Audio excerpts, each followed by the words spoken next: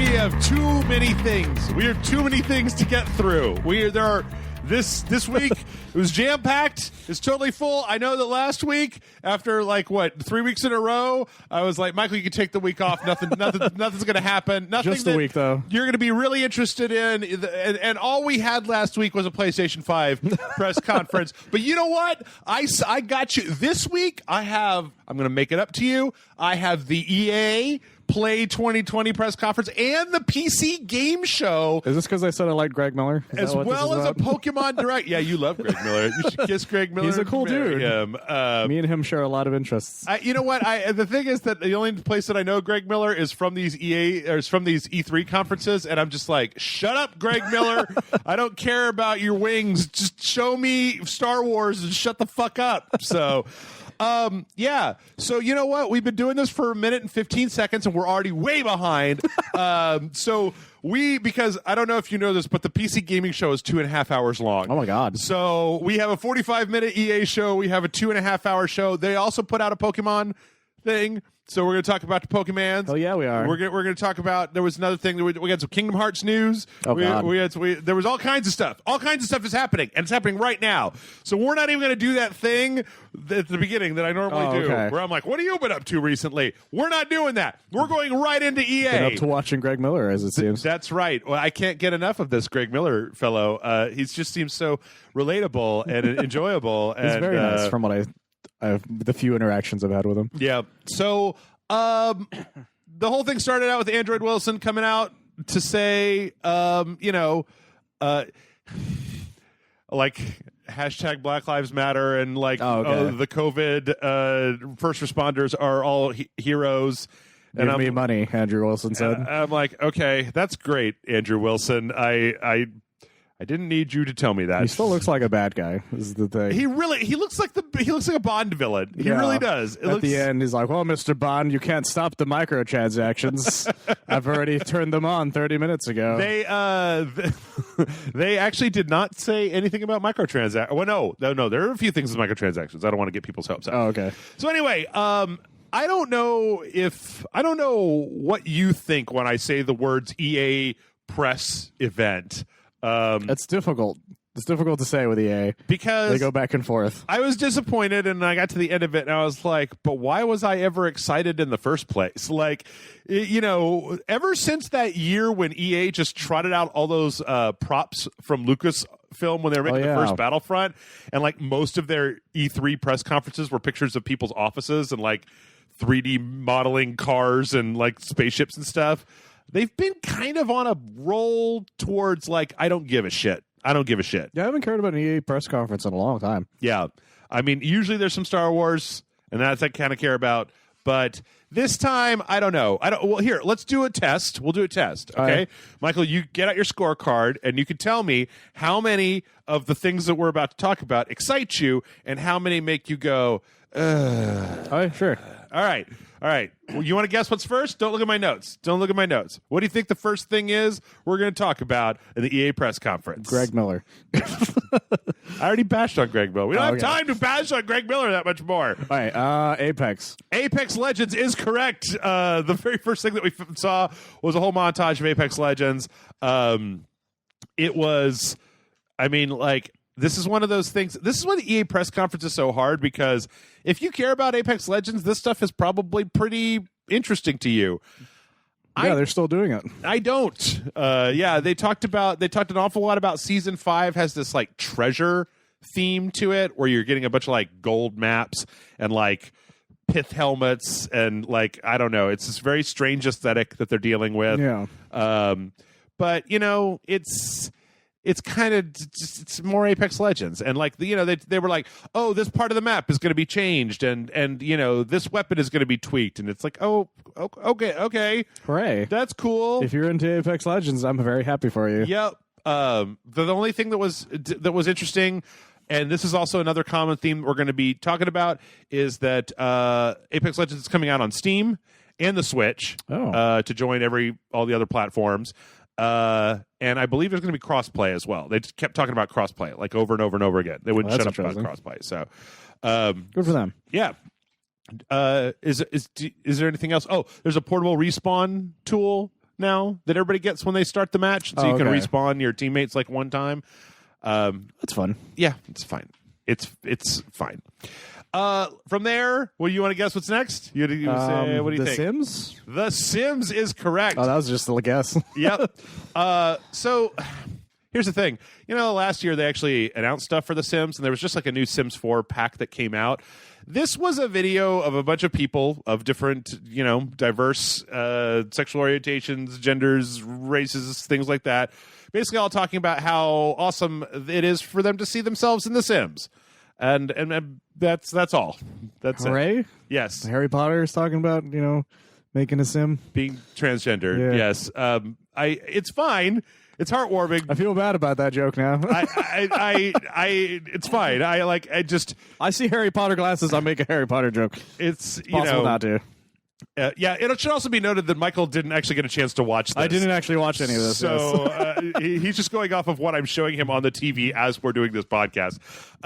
Yeah, I don't know. I mean, you know what it reminded me of? You know how roughly 30% of all of Bethesda's press conferences are just like people that work at Bethesda talking about how much or like people that play Elder Scrolls Online that are just like, I'm a Dovahkiin, and like, I love adventuring in the world of Morrowind. Do you remember the E3 they did where it was like very similar to this, where they just got a bunch of people and they were like, talk about how much you love Bethesda games, and then that was like that for 20 minutes or something. You know what I missed this year that we're not going to get because of the lockdown?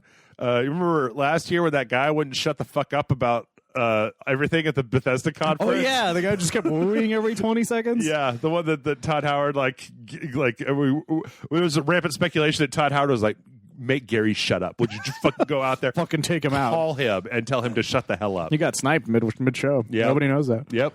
So Sims 4 is fine. From there, we got a bunch of things where we talked about EA on Steam. I mean, everybody knows this, right? That EA has finally figured out that Origin is just hurting them. Yeah. So they've just been dumping all of their games onto Steam as fast as they possibly can.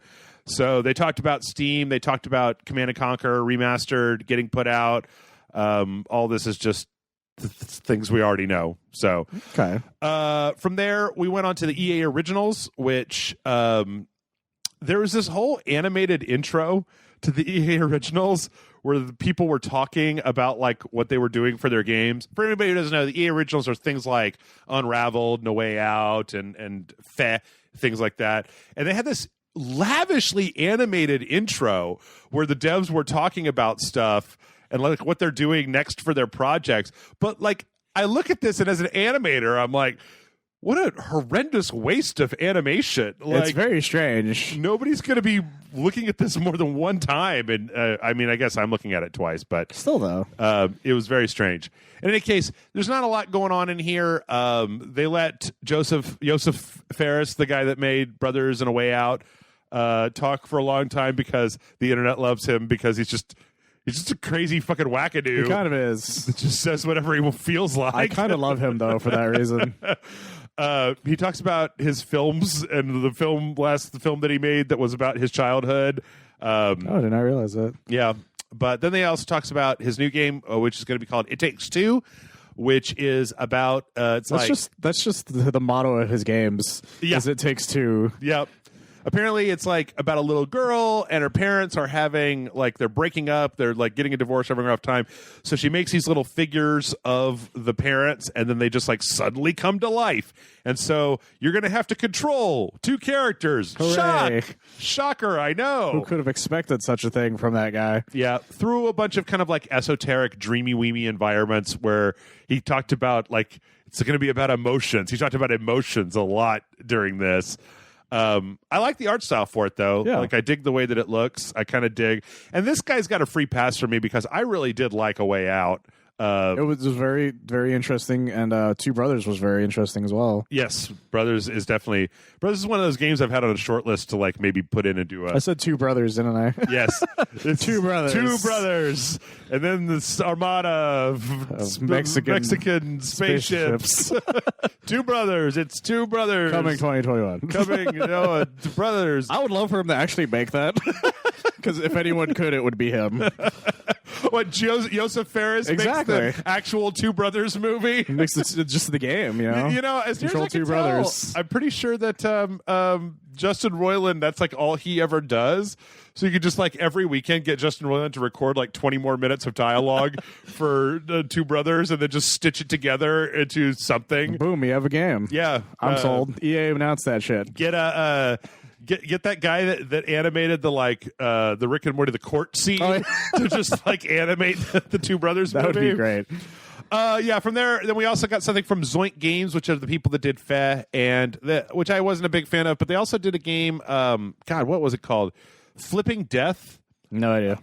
Never heard of it. It was like a 2D side scroller where you played as a young woman who dies and then becomes the Grim Reaper. Oh. And the whole point of it was that it would look kind of like a paper crafty world, and then when you hit a button, it would turn the entire world around, and then you'd be in the world of the dead.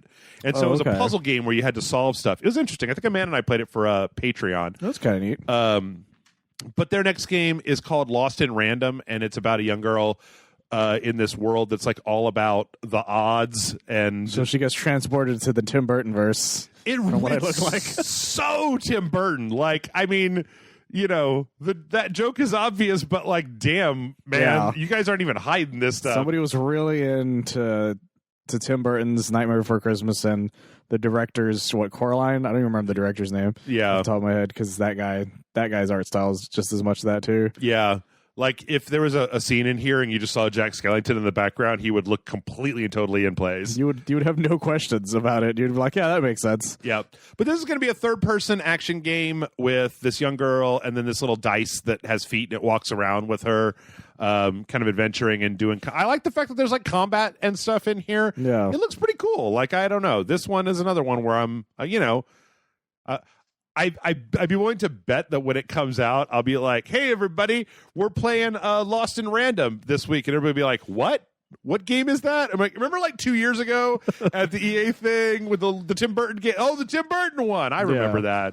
The eye on that dice is horrifying, by the way. Let's see. From there, everybody who wants new IP is definitely getting more new IP because... this guy, who I swear to God looks like he was built in the same factory as Andrew Wilson, announced from Final Strike Games, announced Rocket Arena, which is a 3v3 third-person action competitive multiplayer shooter where everybody has a rocket launcher of some sort and then some like powers. Which could be fun, depending on how it goes. Yeah, I mean, it's got a nice art style. Like, the art style is real solid. It looks very smooth. I mean, I can just say that just as a cross-section of like things that I'm interested in playing in my life, this doesn't really tick any of those boxes, but you know. It looks neatish. Yeah, it seems fine. It seems fine. It's got potential. Yes. Sure, the guy who's announcing it looks like he works for the First Order, but still. Speaking of the First Order, let's fucking stop faffing around with all this nonsense and talk about Star Wars Squadrons, which was like between the last podcast and this podcast. First it was announced. First it was leaked. Yeah, it was leaked. Then it was teased. Then we got a full trailer for it. And so I didn't let Michael watch any of the guy talking to Greg Miller about it because I just can't stand he doesn't like him listening to Greg Miller for more than 4 seconds. But he did talk about this. The guy that's like the producer or whatever. He talked about how he basically described the when he was young playing TIE Fighter and X-Wing and things like that. And he talked about like how much he loved routing the power to different systems and stuff. Which was good. Yeah. It was good. That's what you want to hear from somebody. Yeah. So you played these games is what you're saying. Yes. Because I'm so tired of this Rogue Squadron arcadey bullshit.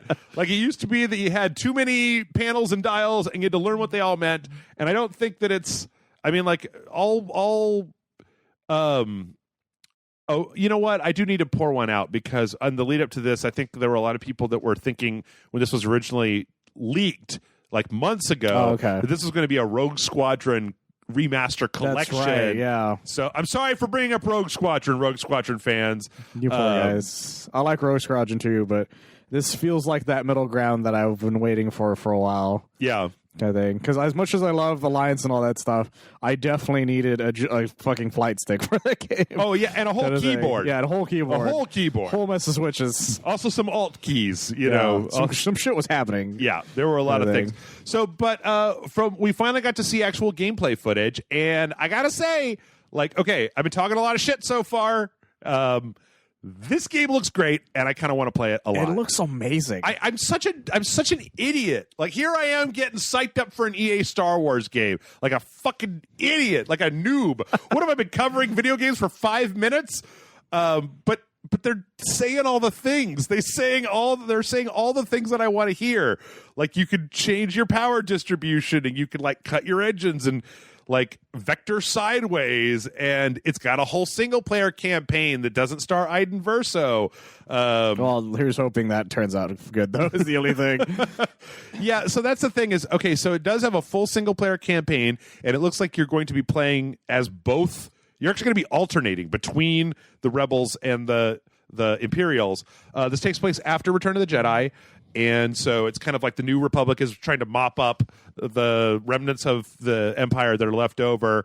My biggest concern, my largest fear, Michael, is that this campaign is 4 hours long, and it's just to get you. It's just one mission for each starship to get you like acclimated. I could definitely see that until it goes into the multiplayer mode, because it outright says you have to have flight time for all 5 vehicles before going in the multiplayer. I think is what they said. Right. So I'm hoping that's not the case, because it seems like it. Like here's my case as to why that might not be a thing. Is that EA has a lot of digitized assets in the Frostbite engine for Star Wars. They do, and like. This is the sort of thing where you can alter, or you can just like remix multiplayer maps in order to make them into single player campaign missions. And if they have a decent number of multiplayer maps, then like I'm really hoping that isn't a thing, because I feel like most people forgot that the best thing that came out of Battlefront was that X-Wing VR mission that nobody played. Did you? Yeah, I didn't make you play that. You can't no, play but VR. I watched a lot of people. Well, I can play VR, just not as well as most people, because I have to wear glasses, kind of thing. Right. And eventually, I get motion sickness. Eventually, depending on what it is. It was great. It was wonderful. And if this is like, I mean, I just get an 8-hour campaign, right? 8 hours is the new 4 hours when it comes to video game campaigns. Yeah. So if I could just get 8 hours of single player campaign with like some good replay value of like, you know that shit, right? Like, oh, you only got 2 out of the 3 stars because there was a third objective. It was like complete this level without taking any rocket damage or something like that.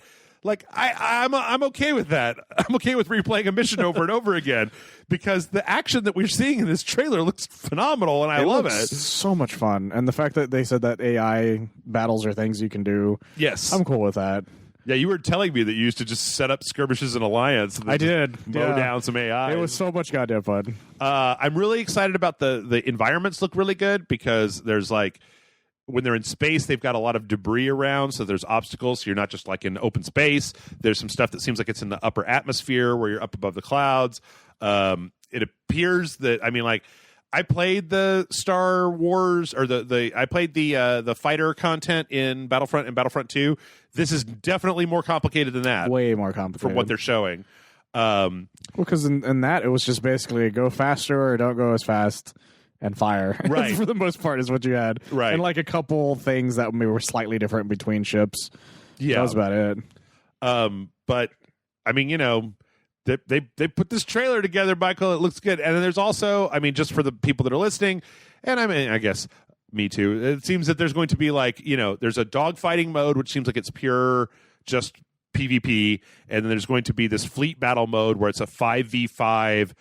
It's basically it's a Battlefront battle, right? Yeah. Where if you win one, then you push to the next one. So you've got the dogfight in the middle, and then these like smaller fleet carriers, and then like the big mothership, and you have to push through 3 battles in order to win. It reminds me of what was the AT-AT mode in the first one, or in the second one, I think? Yeah, a Galactic Assault or something like that. Well, that sort of thing. Yeah, it definitely reminds me of something that you would have seen in Star Wars Battlefront. In fact, I know it was there because I played it, and there were modes like that where if you lost this one, then you got pushed back and you had to, So The other thing that I'm really curious about is price. Because if it is a full campaign, I'll be willing to pay $60. But if it's like a 3-hour campaign and then mostly a multiplayer game, then I feel like 40, 45, like something around there. Well, it depends on how much you really feel that you're going to play the multiplayer kind of thing. Yeah. Is the thing. A game like this, if you're really into this sort of thing, $60 is not going to stop anybody kind of thing. I guess it's just the number of ships that they're going to have at launch, and it seems like relatively small. Yeah, that's the only thing that really weirds me out is they're like 5 ships. I'm like, yeah, but there's a lot of really cool ships I would like to try using, because that was the thing that I liked about Alliance is it was a fuck ton of ships, kind of thing. And the same with, even with Battlefront, there's a good chunk of main ships that were in there too. Well, they had like the hero ships, yeah, like Kylo Ren's Interceptor and the Slave One and the Millennium Falcon and stuff like that. I would love for like there to be a Falcon-like thing to use in this game, or something similar, like for the other ships kind of thing. Yeah, I mean, it definitely seems like the sort of thing that they can expand as time goes on. And I don't know. I am cautiously optimistic. Oh, also, you can play the entire game in VR. Yes. I don't know if you can play it in PSVR. Like, it might just be on the PC. But I got to tell you, flying a ship in VR is like the perfect VR game because you can look behind you, but you're still controlling where your ship goes. You're used to having a control surface that is independent of your head. So it works really, really, really well. I'm just picturing coming into your house one day and you're in a full like Star Wars flight suit, yelling "Cover me, Porkins" as loud as you can. Michael, get up here and cover me! Come on! Yeah, I don't know. This one is good. This is good. It looks great. Like, I would have rather seen this than Battlefront 3, and honestly, I would rather see this than Jedi Order 2, Fallen Order 2, because, Battlefront 2 got okay eventually, but I was never as jazzed for that as I am for something like this. And a very close release date. Yes, it's October. 2nd. Yeah. So, we'll see.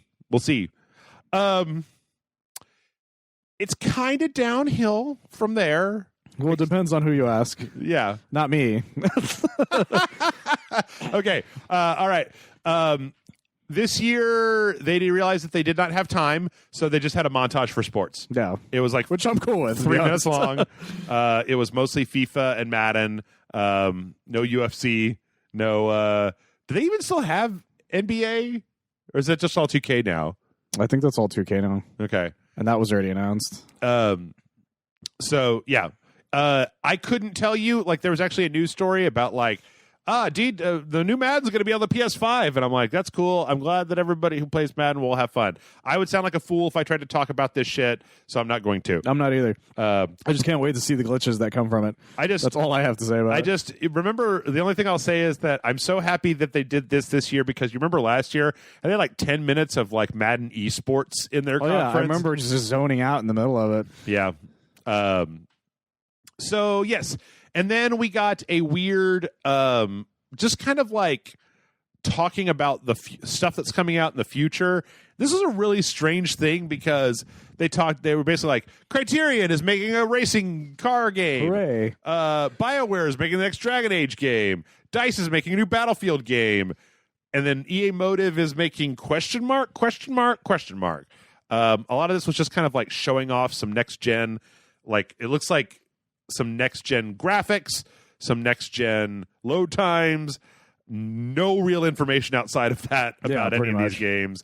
Do you think EA is going to stick with Frostbite into the next gen? Or they're going to move back to Unreal 5? I think it depends on them, yeah. Such a fucking boondoggle failure for them. Like, it's a weird one because you can make some great shit with Frostbite, but I hear it's really complicated to get to that point. Well, I mean, like, here in the next gen, they show like a picture of a soldier's face from Battlefield, and you could see every pore, and I'm like, I've never been that close to another person in a Battlefield game. I've never been that close to most people in general. Right. Kind of thing. I don't need to see how realistic they look. Like, I don't need to be able to count the number of eyelashes that this character model has, or see, like, the weird skin deformations and, like, some zits that maybe he had from time to time. This is somebody's fetish at DICE, by the way. Making ultra-realistic guys. Just going, look at that pretty eyes. Like, if you guys want to buy the license and make LA Noire 2, I could definitely see using this I tech. could definitely see a detective game with this. In LA Noire 2, but in Battlefield, it's just like, I don't, like, when was the last, well, okay, let's take a brief sojourn down memory lane. The last good Battlefield story was Bad Company, right? Because 4 was garbage, and 5 was garbage, 3 was garbage, 4 was garbage, 4 was this Chinese plot. 4 was the one that had the guy from that played Omar in The Wire. I think so. It's the one where they bash on Total Eclipse of the Heart right at the beginning. Yes. And I'm like, fuck you, Battlefield 4. Yeah. Total Eclipse of the Heart's a great song. And you fight the Chinese in this futuristic-y kind of thing. And then 5 was World War II or World War One? Question mark. Battlefield 1 was World War 1. One of them had a plot that was just World War One. And it was just like various battles. Things. Yeah. And then 5 was World War II, right? Yeah, then that also was, I think, very similar as well. Yeah, that was the one where they had all of those trailers, and then I tried playing the campaign, and I was just like, it's like 5 different stories that are totally disconnected. And like, what are you doing? I like, this was war or whatever. I'm like, that's cool, I guess, but I don't really care about any of this. Yeah. Yeah, I agree with it. Yeah, Bad Company. Makes the most sense. All I'm saying is I'm circling all the way back to say, use Unreal Engine 5, EA. Don't be so proud. You don't need to. Very proud of it. You don't need to make your own engine. We're past those days. Square Enix doesn't even do that shit anymore. No, thank God for They that. used to be the kings of that. Take you 10 years to make an engine and 10 years to make a game. And last, but certainly not least, depending on who you are, if you're not Jeff from Rage Select, Skate is back. Skate 4 is a thing, guys. Skate 4. You guys who are tweeting over and over again every single E3 that was like Skate 4. Yeah. Skate 4. Yeah. You finally got your shit. Yep. I was actually in the chat room of the Rage Select Twitch channel with like 5 other people because everybody knows that online chat rooms during press events are like the worst thing ever, like in the history of all mankind. For the most part, yeah. So I'm sure that they fucking lost their minds. Yeah, I have a bunch of friends who probably lost their shit. Yeah. Like, because they were all friends that were really into skate. Well, but see, now they're going up against, they're re-releasing Pro Skater. And then what's that other one? The Free Skate or whatever? That Steam one? That's like a super technical one? Oh, that was like yeah. supposed to be the spiritual successor to Something Skate. like that, yeah. And then there's Skatebird, obviously, where you play as a tiny bird riding a skateboard. Okay. And it's amazing, and I love I it. did not know that was a thing. Yes, Skatebird. I wonder if they'll get Jason Lee back for this. Why was Jason Lee in that game? He was the tutorial guy for the skate series. So all in all, I mean, I don't know what, like, it was fine. I liked the Star Wars part. The rest was okay. But then again, I get mad at myself for expecting anything because I think every year I watch who amongst you, the listeners, who amongst the person who just like stumbled across this podcast and why are you still listening? And hi, who is it that says, you know who won E3? EA. EA totally won E3 this year. It's all the guys who were really in the Madden and nothing else. Yeah. They're like, oh, they won. It's like, well, because they announced Madden again? Right. Yeah, exactly. Yeah. It's because they played nothing else. Because like, Snoop Dogg played Battlefield 5. Exactly. He's one of us, they said, as they ripped that massive bong and threw that football or whatever they do. Yeah. Okay. Like, look at Brady. The realisticness of him or whatever. Who? Tom Brady, I guess? I don't know. I just saw Brady on the back of a jersey in that trailer. Wayne Brady. That's what I'm thinking of. All right. So we're done with that. And guess what? It's time to go to a second conference. Oh, jeez. Hold on. Let me make sure. Let me check my notes here because I actually made some. So we got EA. We already talked about how many things that EA has put onto Steam. And yeah, it's time for the PC Game Conference. Fuck me. So this one we're going to go a lot faster through because the list of games is fucking redonk. You guys can't see this, but he pulled up a list right after the EA list that was 5 times the size of the EA list. Yeah, pretty much. Well, first we have to get through. I always hate it when the people on YouTube put the why are you putting the 30 minutes before the show started? There's Greg Miller again. Yeah.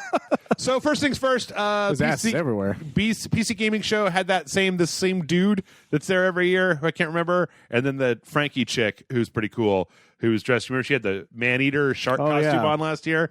So they're both in front of a green screen. Actually, that's not true, because they have this weird framing device where they have this like robot that came out of a truck and like that's what that was. Drove across LA to get to the PC game show. Yeah, there's a meme going around where they got a couple of the Funhouse people to do that distracted girlfriend thing from this. Mm-hmm. That caught me off guard. Yeah. It's very strange. Like, here's the thing. I've been spoiled, right? Like, the Sony PS5, regardless of whether you liked Sony, whether you hate Sony, or whether you like the conference, that to me was like the best game conference I've ever fucking seen, because there was very little chatter and just a lot of fucking trailers, and when they were done, they were done. This game conference, this PC gaming show is like 2.5 hours long. Oh, geez. And the reason is because they show a trailer and then they talk to developers for 5 minutes and then they do a skit and then they make a joke and then they show another trailer. And at certain points, even though there were no commercial breaks, they stop and then like it comes up on screen where they're like, coming up next on the PC game show, we're going to talk to the developers of blah, blah, blah. And it's like, what? What? This was definitely designed to be put on like a television at some point. Yes. That they can't do now because there's no like presentation the way they did before. Well, but they never have. I don't know. It's so strange. Anyway, we're going to run through this a little fast. It started off with Val Hime, which is this like Viking kind of just behind the back kind of action adventure-y action game, which it looks really dull. But it's from Coffee Stain, and I like them, so maybe I'll give it a try at some point. But it just looks a little dull. It's not very impressive looking either. Yeah. A lot of these, the problem, as always, with the PC gaming show is that PC is not a brand who could pump money into the PC gaming show. It's like we're going to be looking at trailers made by 50 different developers, and some of them like are an early good. 2000s game. It looks like Myth, right? I don't know. It looks fine, but who knows? From there, we got another trailer for Ooblets, which, for anybody who hasn't been keeping track, Ooblets is Harvest Moon meets Pokemon meets SimCity, basically, where you have to grow these little Pokemon, and then you also have to live your life and decorate your house and be twee. So, hooray. This is the one. You remember? This was the one where when they went to the Epic Game exclusive, people lost their minds. That's right. And then they had the tweets where they're like, "Ooh, look at me! I'm a gamer and I can't handle installing a second client." And then, like 4 days later, they're like, "We're very sorry. We didn't. We have listened to what you've said." I thought this was that game. Yeah. Yep. I've been watching this game for 5 years. I wish they would just put it the fuck out already. Also, this is the most Amanda game I've ever seen in my entire life. I could see that. But it should be coming this summer at some point. Hopefully. From there, we got a look at Torchlight 2, which actually was one of those, like, here's Torchlight 2, and it's out in early access right now. Or Torchlight 3, sorry, not 2. Oh, okay. Torchlight 2 is already out. They've been talking about 3 forever. It's in early access. I'm actually kind of interested in looking at this, but Michael, as of right now, I've got too many games. Which is rare in this time frame. Yeah. Well, normally, yeah, that's another kind of interesting thing, is that because they can't have their controlled E3 show, there's so many demos and like releases and like previews of things that, normally around E3, I don't get this shit. But then like last year, was it last year or the year before, at the like Game Awards, Steam had like it was Game Awards. 6 games that you could try playing. A bunch of them popped up that way. Yeah. Actually, I think last year at E3, I managed to do most of a week of games, because I remember it was the Devolver, the pack they came out with. Yeah, the bootleg pack they did. And then like the Borderlands, the DLC for Borderlands 2 that explains Borderlands 3, the that's Lilith right. DLC. Yeah. And then Fallout 76, they had the Battle Royale mode was free to play during E3. Oh. It was all garbage. For the most part, it was. Yeah. I don't, have you ever played Torchlight? No, I can't say I have. It's fun. I mean, it's Diablo, but not. But it's definitely fun, and it's very well made. But there's only so much Diablo that I'm interested in playing. And usually when I want to play Diablo, I just play name brand Diablo. That's fair. As opposed to Torchlight. So, from there, they talked a little bit more about Elite Dangerous Odyssey, and they showed that trailer for Elite Dangerous Odyssey that we've seen a bunch of times before. Of where you can get out of the ship. So you were on when this trailer came out, right? That's literally the exact same trailer. Yeah, and then they talked to the guy for 20 minutes about getting out of the ship and going down and doing stuff and driving around, and it's great. From there, though, something happened. Something amazing happened. Even though something amazing technically happened before this even started. Like 10 minutes before the PC Gaming Show started, something amazing happened, and then they announced that something amazing at the PC Gaming Show. And that is that they put fucking Persona 4 Golden out on the PC out of nowhere. Out of fucking nowhere. Out of nowhere. This is so good. Like, it's $20. Apparently it runs on just about every PC that's out there. They added in some... I was actually reading an article where they added in a whole bunch of difficulty tweaks where you can just like up the amount of cash you get out of every dungeon battle, or like turn off permadeaths and stuff, or not there's permadeath, but like retry a battle if you fail. Persona 4 is great, and like it's great that there's a way to play it that's not the Vita. Is that a Vita or a Vita TV? Yeah, they came out with Golden because if most people don't know, because Persona 5 just did theirs. The last 3 Persona games have had a different version way after the fact. Like the not PS3. Persona 3 had one that came out on the PS2. I don't remember the full name. I think it was called Persona 3 FES. FES, yeah. And the big thing there was you could change the gender of the main character. Yes. Yeah. And then this Golden came out for the Vita of all things, and it had different dialogue stuff in it, as well as a lot of extra stuff as well. It had a brand new character that changed the entire end of the game. Yes, yeah, it was a bunch of things, and then they did it for the Vita of all things. Yep, kind of thing. And people were, I know you were one of them. Like, well, when are they finally going to release this on something people own? Kind of thing was the gag. Yeah, and then we heard nothing for a long time. And the Persona 5 came out, and so we just all assumed they gave up on the idea. And so that's what caught me the fuck off guard when this came out. It was like Persona 4. That's a name I've not heard in a long time. Yeah, it's the JoJo's Bizarre Adventure game that people love. Do you want to know some even more crazy shit? I will tell you even more crazy shit. Did you know that on the PlayStation 3 they've released a bunch of PS2 games, and you can technically play Persona 2 or Persona 4 on a PlayStation 3 with the backwards compatibility? However, they never released a PS2 version of Persona 4 or Persona 4 Golden. Yeah. So you have to play the default version of Persona 4 on the PlayStation 3, and it's just like, what the fuck? Yeah. I'm pretty sure that this game is the only reason anybody bought a Vita TV. For the most part, that's actually what happened for a few people I knew, actually. Yeah. A few people I knew went out of their way to find PlayStation TVs just to play Persona 4 Golden. I thought that the best thing I saw on Twitter was the meme of in Toy Story of Andy dropping Woody.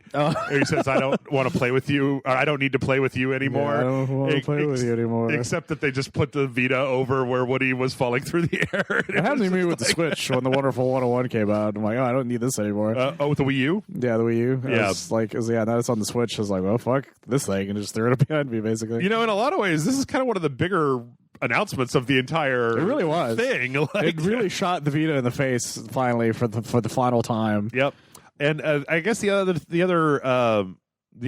but then the question is like, because Chris and I played it for Rage Select, and he was just like, well, when can I get this game that you keep fucking saying how good it is on my PlayStation 4? And I'm like, dude, I don't know. I don't even know if they're going to do it. Question mark? Like, I have a feeling they would put it out for some open source Raspberry Pi build before it. Who knows? Alice is crazy. They're crazy. They're crazy people. They're crazy. They redid Persona or Tokyo Mirage Session Sharp FE, What kind of sane person re-releases Tokyo Mirage Sessions? Well, they also anywhere? re-released Catherine with a whole new character, Right. kind of thing. And Right. no one asked about at all. And they're like, fuck it, we'll do this. I was reminded when I was telling Chris the history of Persona, where I'm like, Persona 1, Persona 2, Persona 3 were PS1 games. I think Persona 3 is a PS2 game. Is a PS2 game? Okay. Yeah. And Persona 3 and Persona 4 were PS2 game. And then the only thing that studio put out on the PS3 was Catherine. And then Persona 4 was, or Persona 5 was on the PS4. Yeah. And it's like, that whole time, I was just like, come on! Like, we have this weird sex puzzle game. I'm like, I don't want a sex puzzle game! Like, I want to go to Japanese high school! Here's another one. It's like, oh, God damn it. Fucking, oh, we're re-releasing it. Oh, good for you! Hooray. You crazy bastards. Yep. And they made a bunch of animes based on these Persona games as well. They did indeed. So, yeah, Persona 4 is out. That's probably the biggest thing to happen here. Let's see. We also got, as we go through here, we got a game called In Sound Mind, which is, or maybe A Sound Mind, and I wrote it wrong, which is a horror game that's got some kind of trippy visuals. Neat. Yeah, I don't really know that much about this. It seems pretty cool. You know, it's really hard to... Have you ever tried watching the PC game show, No, Michael? I never had a reason to. Your brain keeps kind of fucking off. Your brain just keeps... you kind of keep looking at your email and you're looking at your phone, especially when you don't have a PC that's very good. That's true. So I never really watched it. Yeah. So there was that. We saw there was a game called Airborne Kingdom, which is like a top-down. You're like building a big floating city and then battling in it, which is kind of interesting. Dwarf Hime, which was a like kind of a top-down management thing where you've got a bunch of little dwarves and you're making kind of Warcrafty looking towns. That's kind of neat. Yeah, I don't know if this is the one where they finally got. There was a game called Dwarf Fortress that was an ASCII game that was like an old ass game that was very, very, very complicated. I don't think this is it. Where they I doubt finally it. put graphics on top of it. I don't know if this is that or not. My friend played Dwarf Fortress and then he went weird, and all we would talk about is Dwarf Fortress, and I was like, I don't want to play your weird dwarf game. He's like, you can make pulleys and levers and conveyor belts, and I'm like, I don't want to do any of that shit. I can do that in real life without dwarves. Yeah. One of the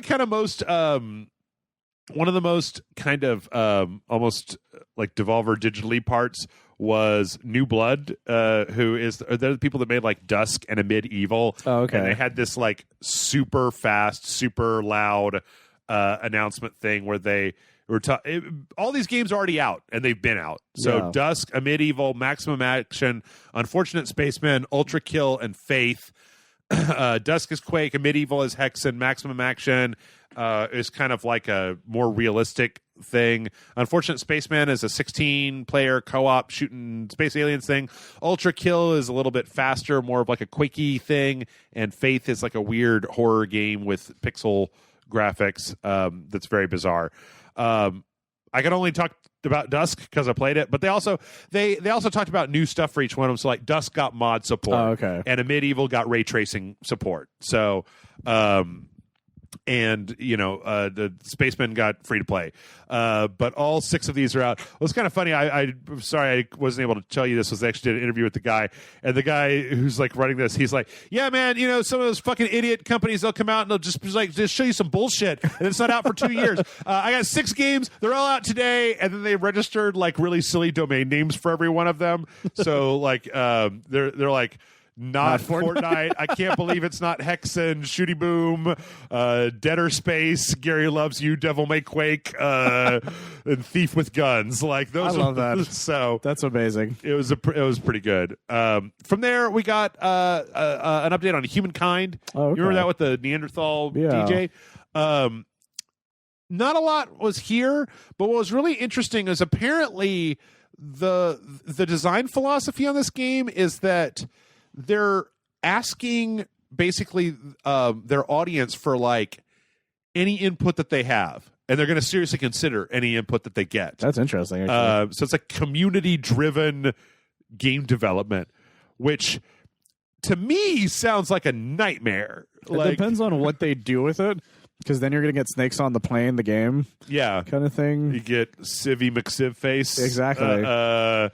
So I don't know. I mean, maybe they're just banking on the fact that like anybody that's interested in a Civilization style game isn't going to be like trying to troll them for They're hoping 3 is years. the thing. Yeah. The issue is that they've now opened the door for everyone else to come in.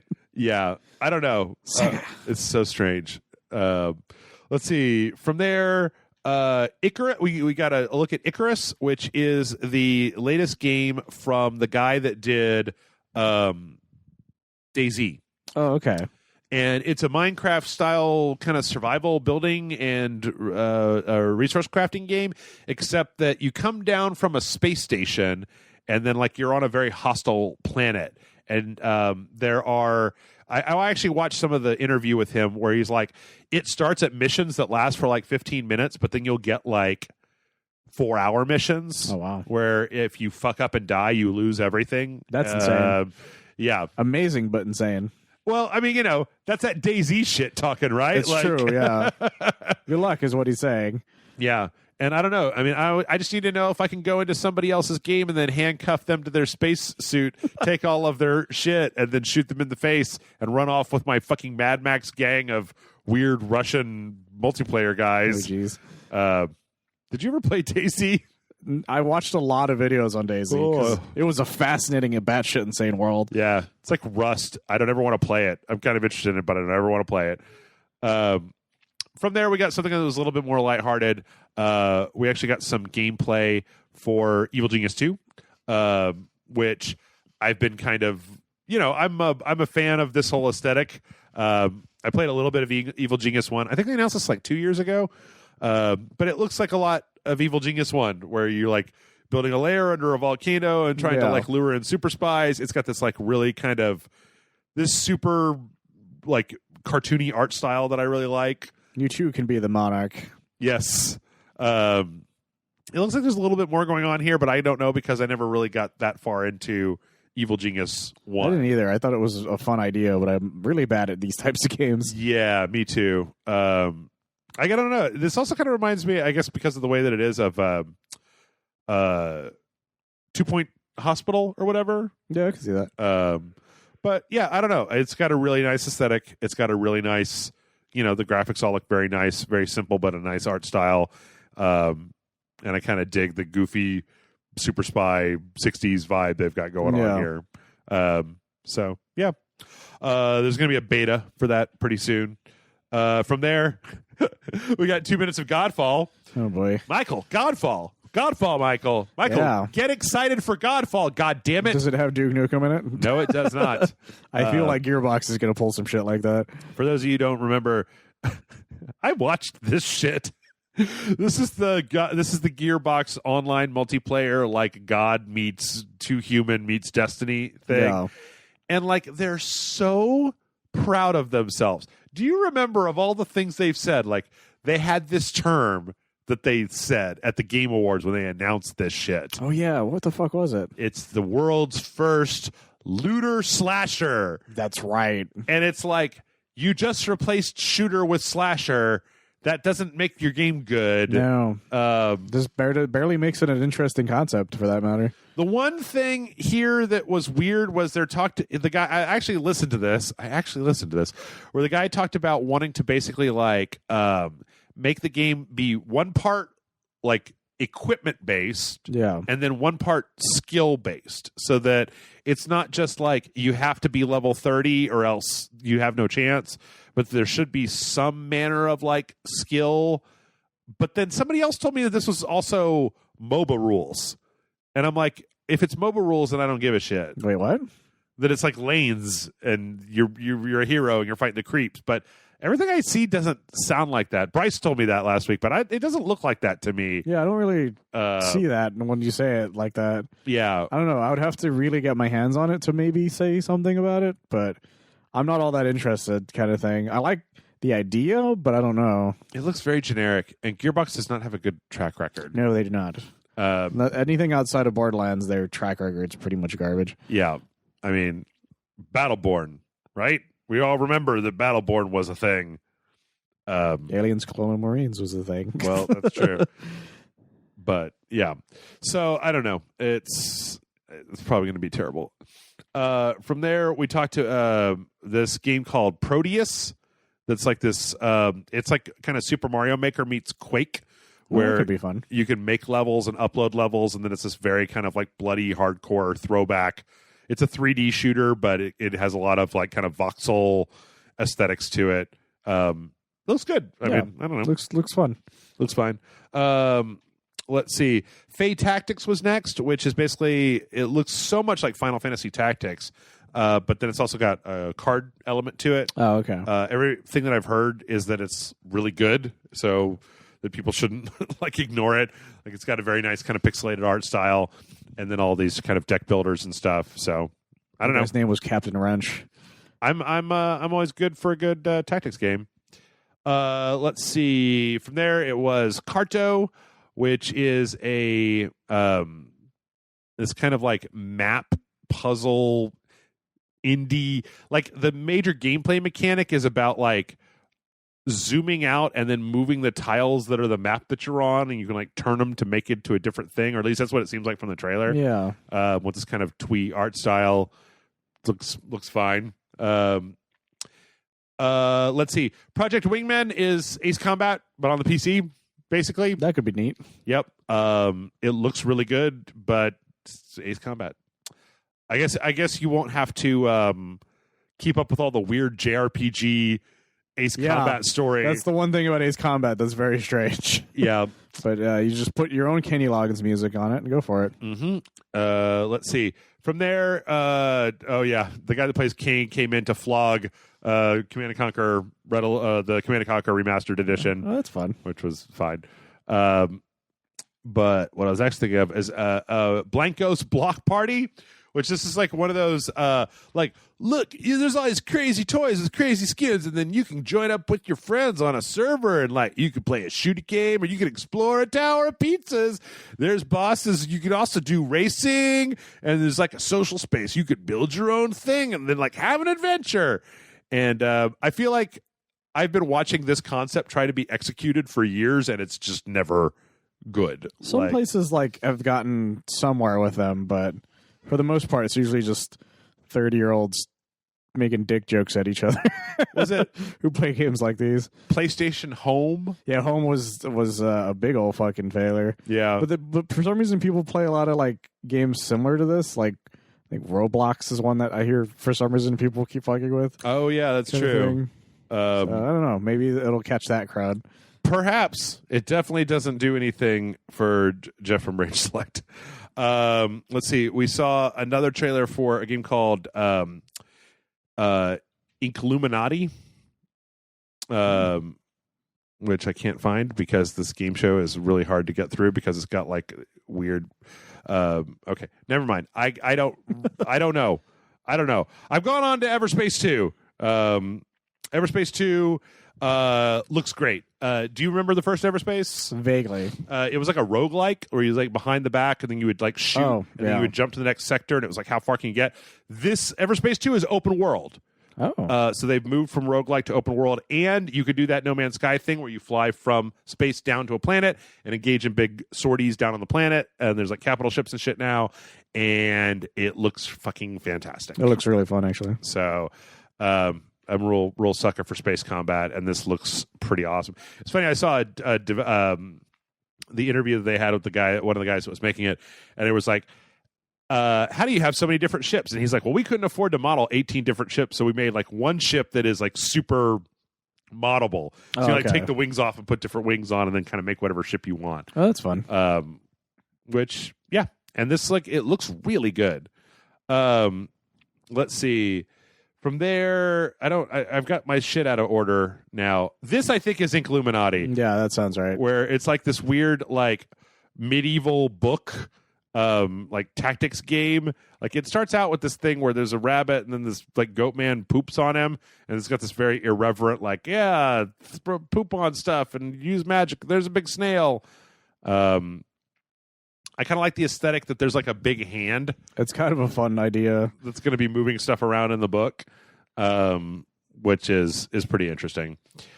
Let's see. Does anybody care about Total War? Or wait, Sure. Actually, here's a question. Do you know anything about Total War? Not really. Yeah, me neither. I've heard the name before. This is that Troy one that it's gonna be free on the Epic Game Store like the week it comes out or whatever.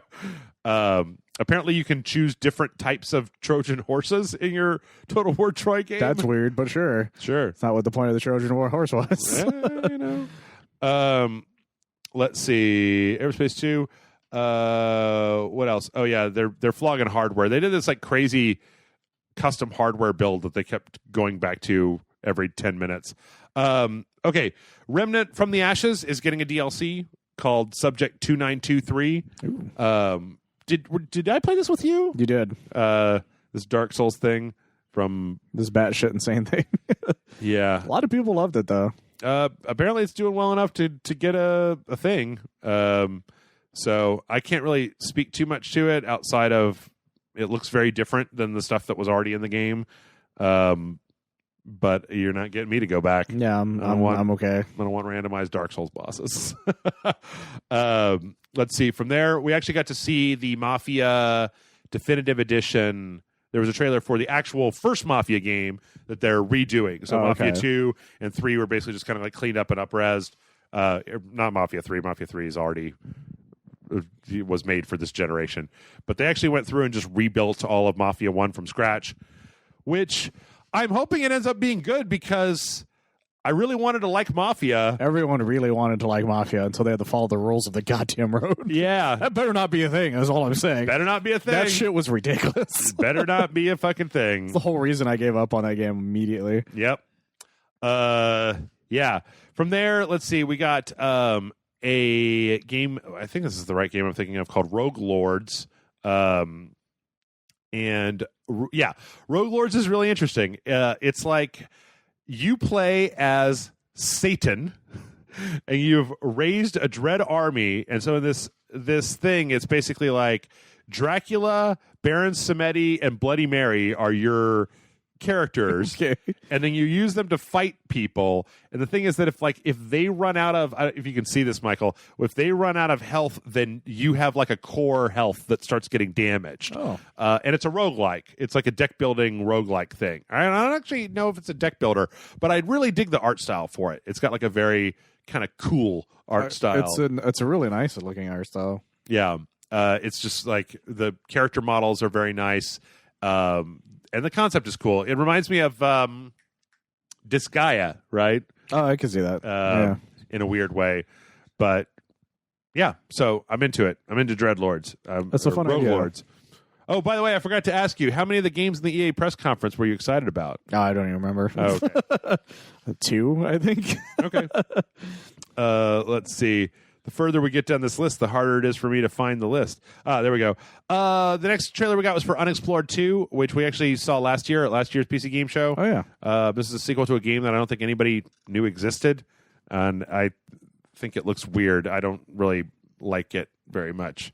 Something about the art style puts me off. It might just be cell shading because I hate cell shading. But yeah, cell shading varies depending on, really. It looks nice, though. Yeah. I think it looks like a nice little thing.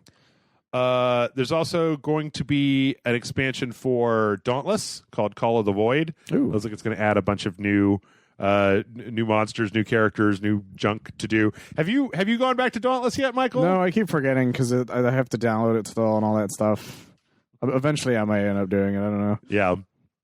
I when you do, let me know. I'm staying away, but when you do, let me Maybe, know. I don't know. I have to see if people are willing to play it, kind of thing. Yeah. Coworkers and such. Let's see. From there, we saw a game called Among Trees, which has a very kind of like a very Firewatchy vibe to it, of just like chilling, and but you can like build a house, a cabin in the middle of the woods, some kind of survival game. This is actually one that's out right now. Oh. This is one of the ones where they said, "Oh, it's out right now on the Epic Game Store."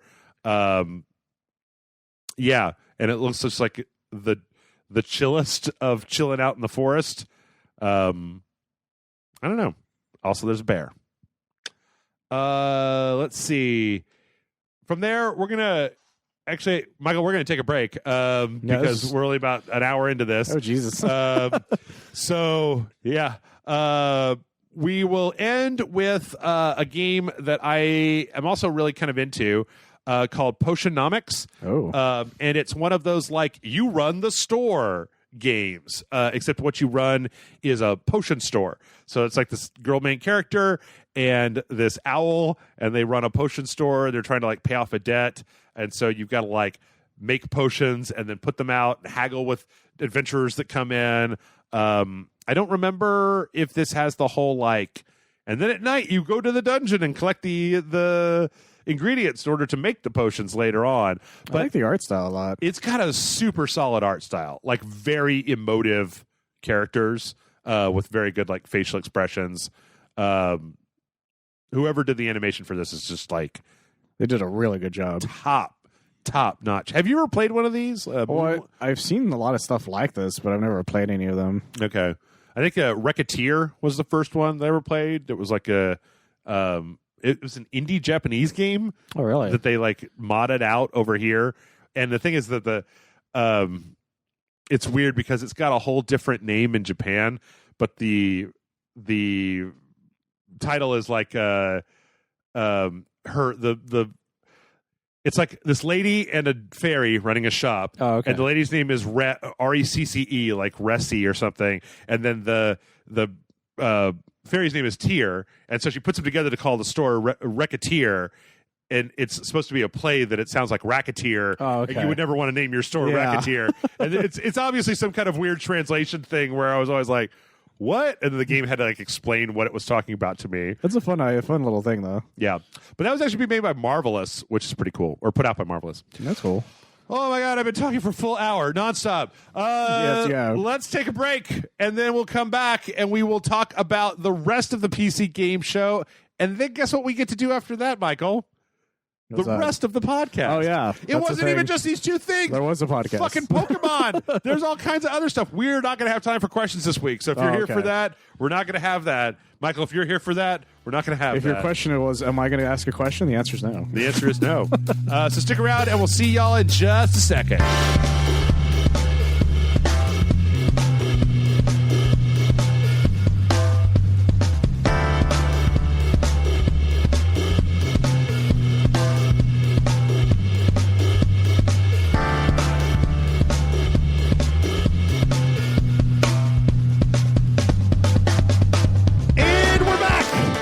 Michael, it's part 2.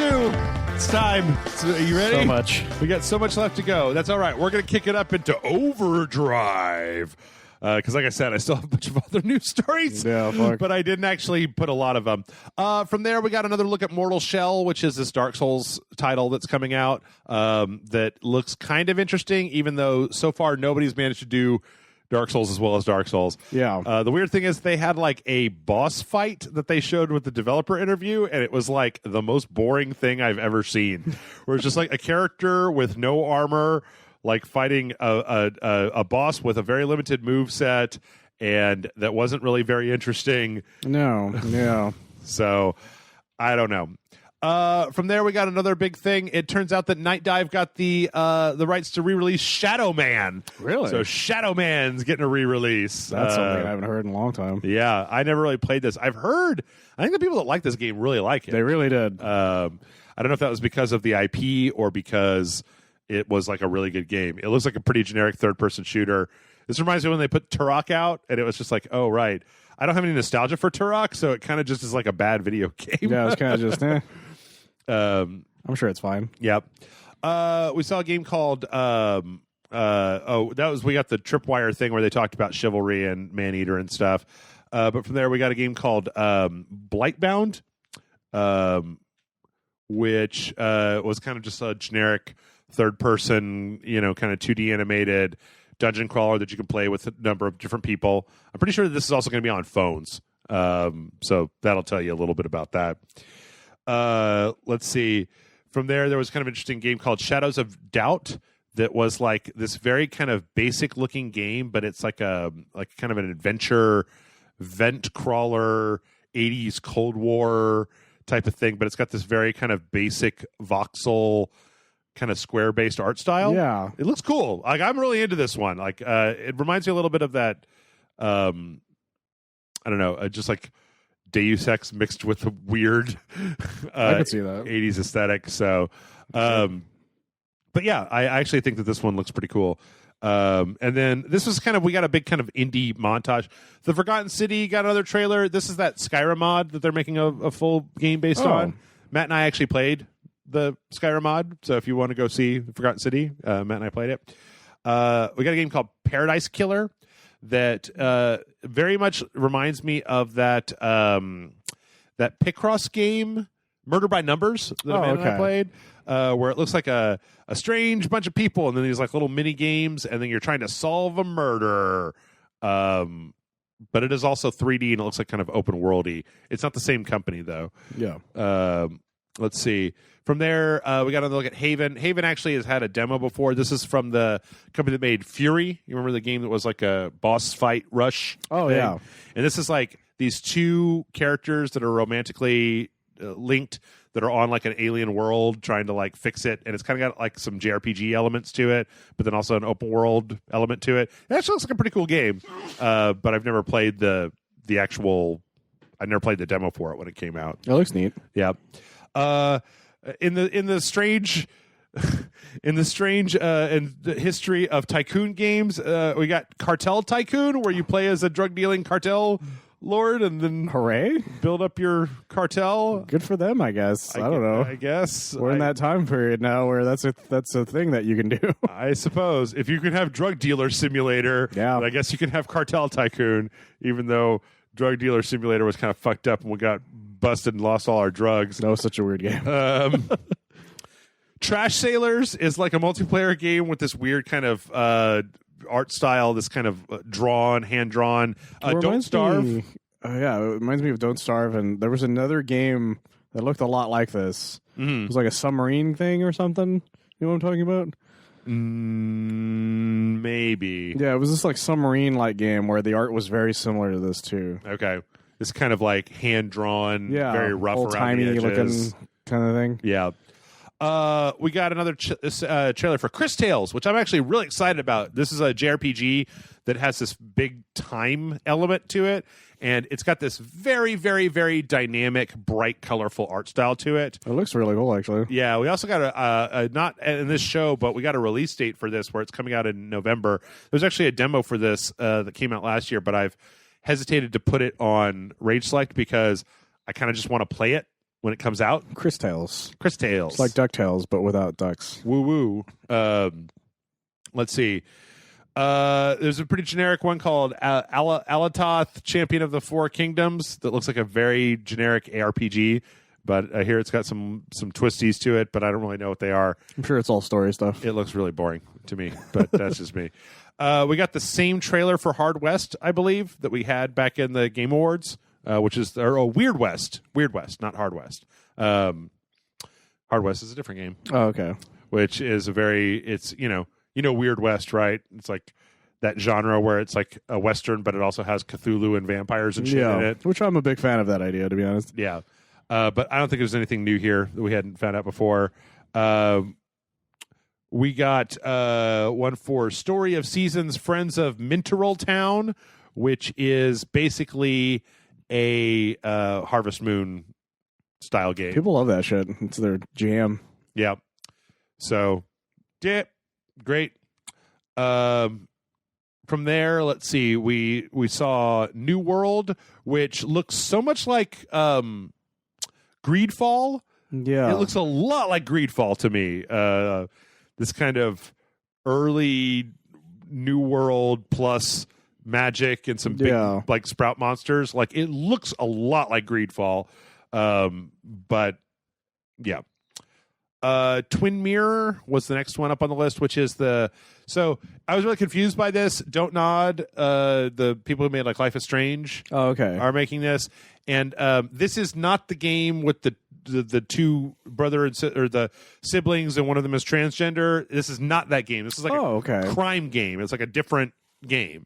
Because when they showed this trailer, I thought it was that other game, and I was like, this is a lot more violent than I remember that like Voyage of Self-Discovery being. That's the twists. Yeah. But I actually think this looks kind of interesting.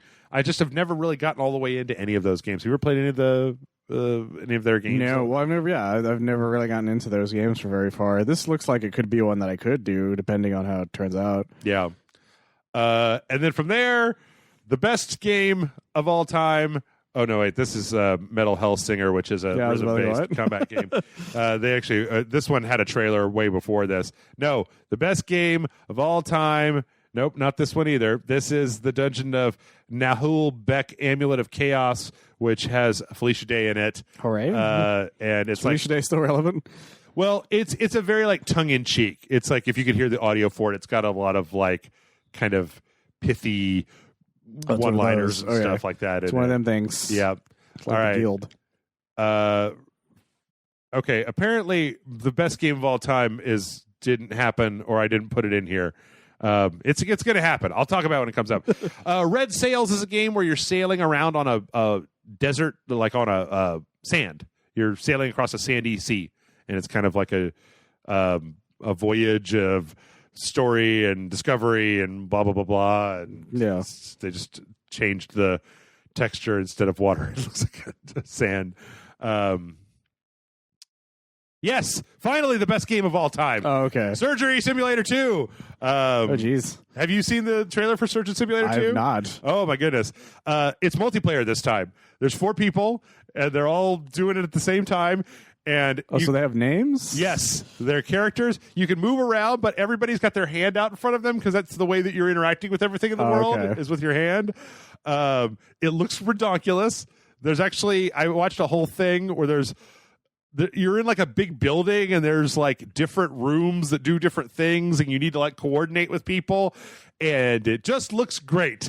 It just looks like my full-on jam, and it's ridiculous and silly looking. Does look kind of amazing. Apparently you're even going to be able to like build areas and then like use the same tools that the devs made to make the various missions in the game to make your own missions and then upload them online. That's so crazy. And it's great. It's freaking great, and I freaking love it. It looks like a little bit less like the emphasis is less on the surgery stuff, the actual surgery, yeah, and more on like doing a bunch of other stuff with your dumb hand that doesn't work correctly. They've really expanded this thing. They have 100 billion times. I love the art style too of it. It just looks great.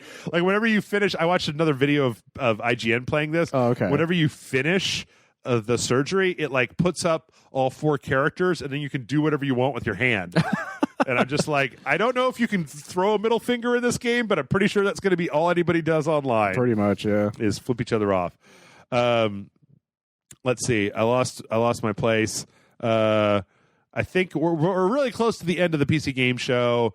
Oh yeah, they showed the Last Campfire, which was the next thing from Hello Games that I think looks like about 8 other games that I've already played. Kind of Journey meets what was that game, like Ib and Ob or Ib and Oob or something like that. I can see that. This game just looks very generic to me. I don't know. Maybe there's something to it and I'm not seeing it, but it looks like a very generic, like, you gotta control 2 characters and work together. So it's probably one of those calming kind of things. Yeah. We got a big thing about Escape from Tarkov. I don't really understand what Escape from Tarkov is. But I know, I keep hearing that pop up. Yeah. I don't play it. I'm not really familiar with it. Apparently there's some story stuff going on in here. I don't know. It looks like another one of those DayZ mods that looks like it would be really irritating to play to me, but who knows? I mean, I'm sure that it appeals to the people that played DayZ and then got tired of it and needed a new thing to play.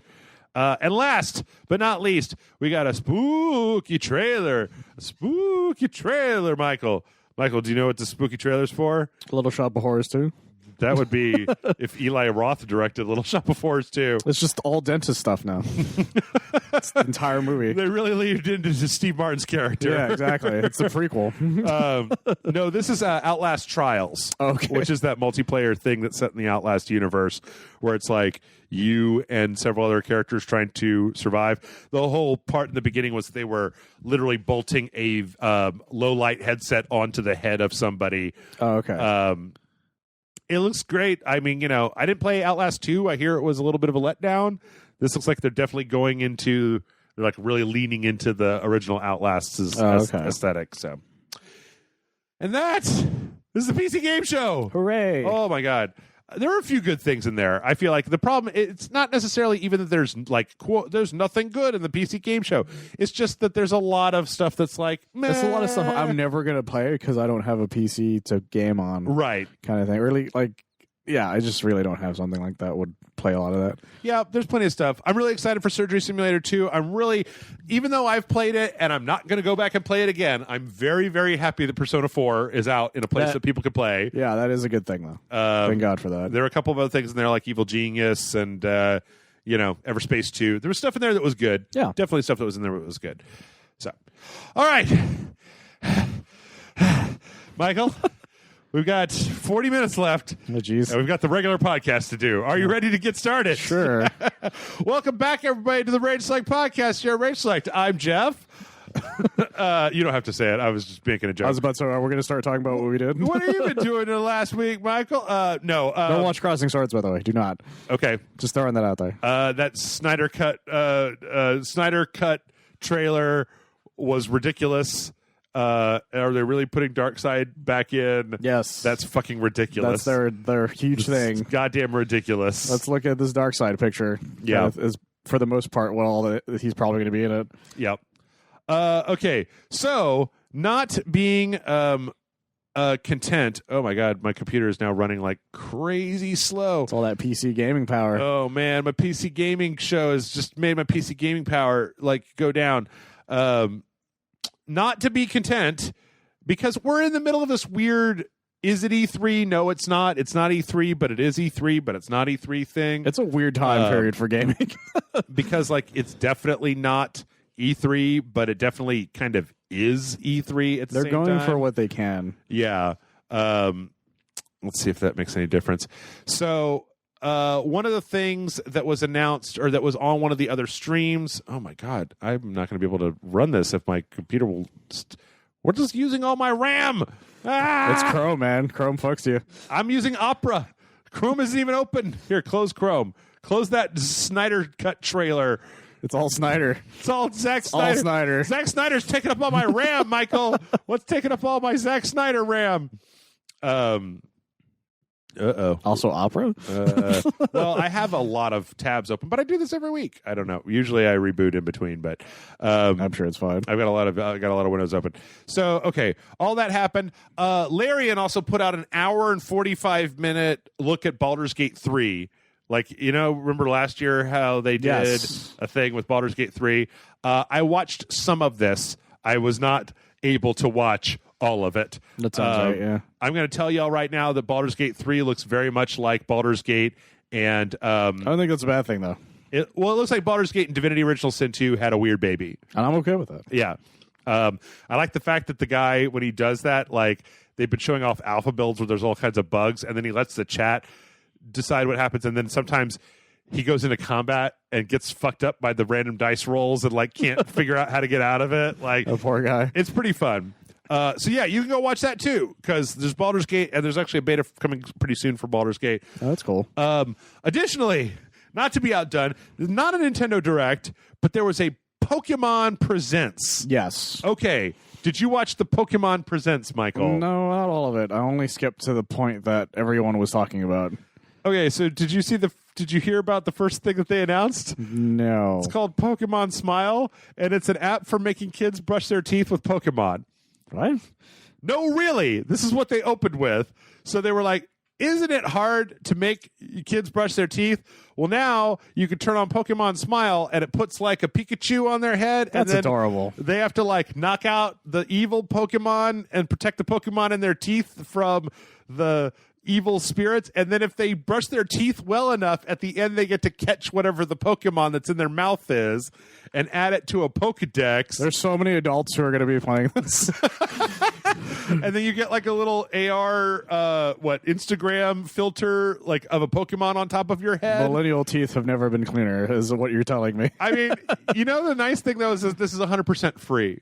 Apparently, that's kind of adorable. And there's no like microtransactions. I kind of like. Well, it's just a little quick, cute little thing. Yeah, fascinating. It's very strange though that all of the kids in this trailer are brushing their teeth without any toothpaste.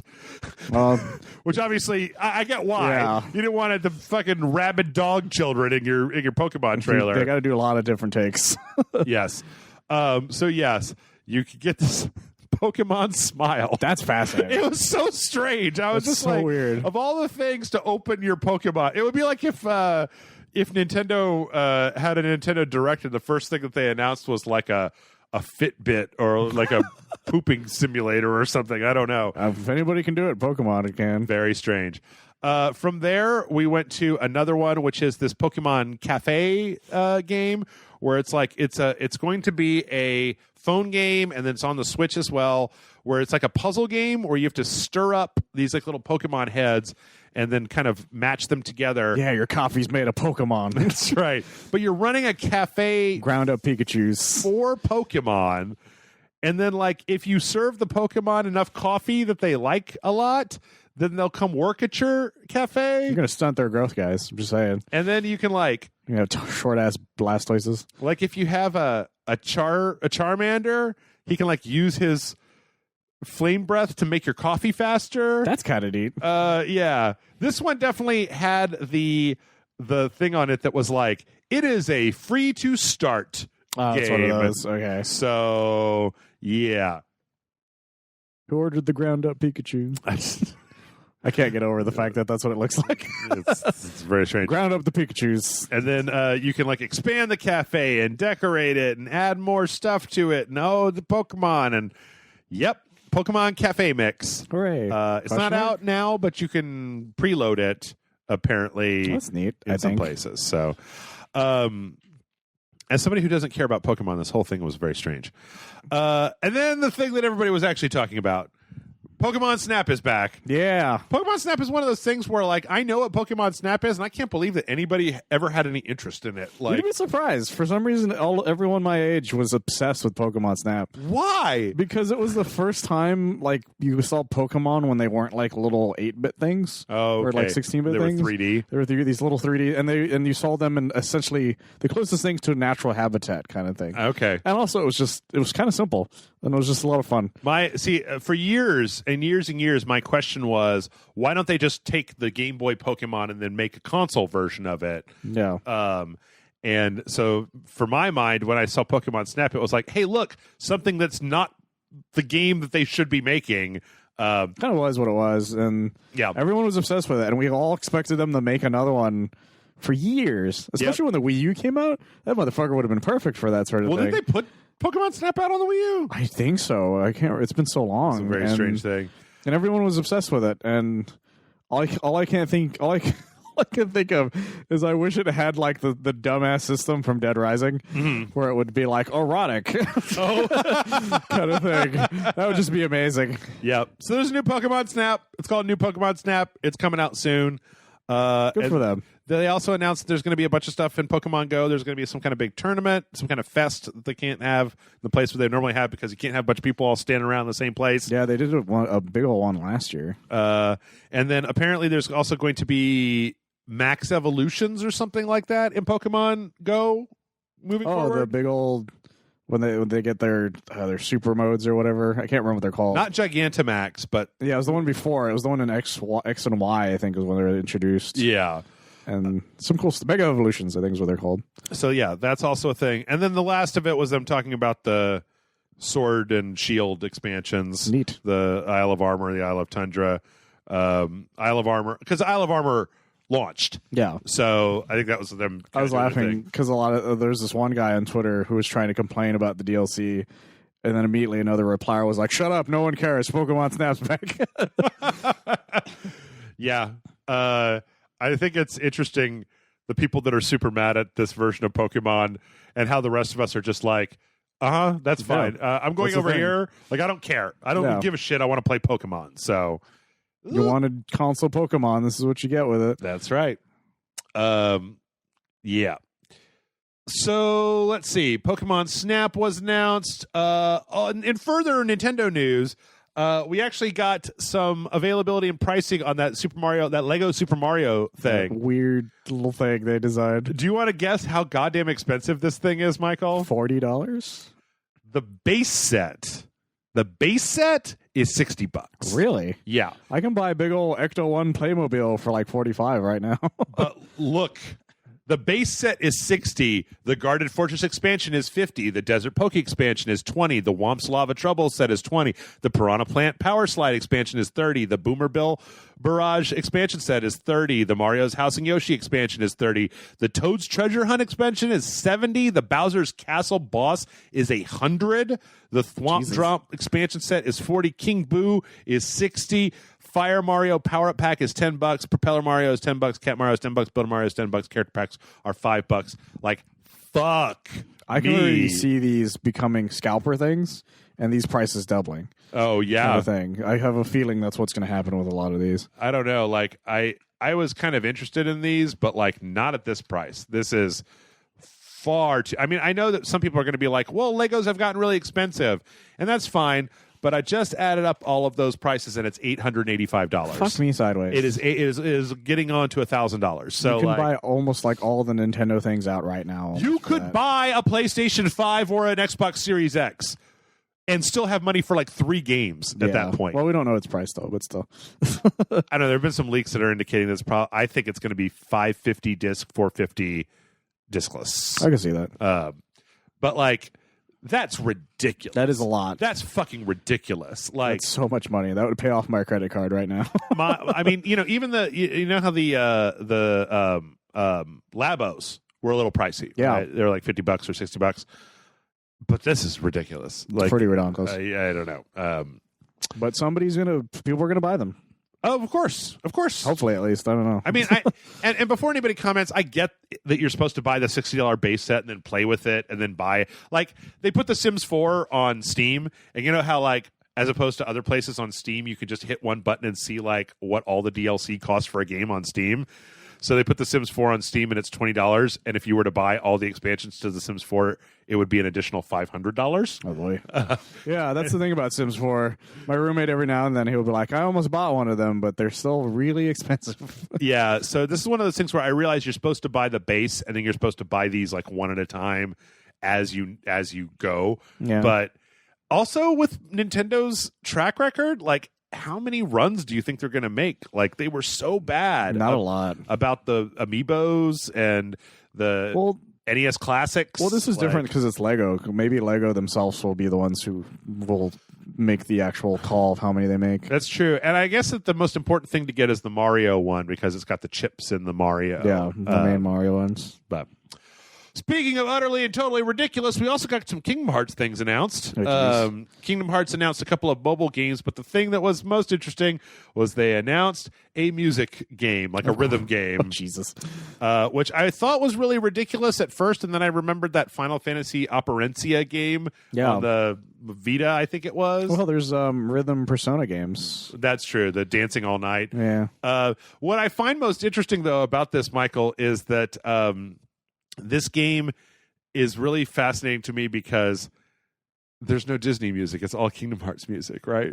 It's like, of course, that's how it's going to be. But like, Disney is known for their music. Yeah. Like, well, not only that, a lot of the stuff is just like, hey, these are just sequences from other games. While like you in the background. Yeah. Like one of them was like a full cutscene from like 2, I think. Yep. While you just did this weird rhythm game. I don't know. And also, I don't know. There's no weird. Disney music. There was no Disney music in the trailer, which, and if I had to say, I would think that like there wouldn't be because it would be really expensive to get any of those rights at all. Yeah. The fact that they're able to do any of those music songs in any of the games is surprising. It's a very strange looking game, though. I mean, I don't know. I feel like I really liked rhythm games as long as I had a plastic instrument to play them on. Like when I had to play them with a controller, it was just like, oh, this sucks. Well, that or like a really weird gimmick, like the what were those DS games you were like that were like the Asata Tekio Endan. Yeah. Well, yeah, but those were touchscreen. Well, that's what I'm saying, like weird gimmicks kind of thing, and also the weird plots that they had kind of thing. They were so charming. Yeah. They were absolutely charming.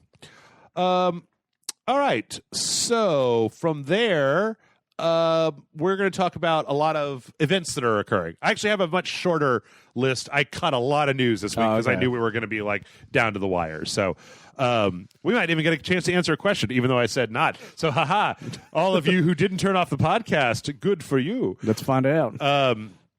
As of recording this, it might be too late, but the Steam Game Festival Summer Edition is here, which has like a huge number of demos. That's kind of what we've been doing this week. Yeah. The Grounded was on there. Like you and I played that Fights in Tiny Spaces. Matt and I played that Riftbreaker game. But there's a shitload of games on this. Yeah, they have like one day. Yes, they will have. They will have one day. But I really like the fact that this is beginning to be a thing. Yeah. That as opposed to just watching other people play demos, that they're like, well, here, have a demo, right? Well, it's nice, especially around this time frame, because June and July aren't known for big game releases, kind of thing. This month they are. Well, it's like this year they are. Yeah, this year is a strange one though. Is the thing, because that wasn't supposed to be the case. It's true, kind of thing. Like it was forced to be that case. That is true. So yeah, if you haven't taken a look at it, there's a lot of great games on there. Some of the stuff that we have mentioned has demos on there, like that. Yes, Chris Tales, right, has a demo. Sorry, I couldn't resist. No, that's all right.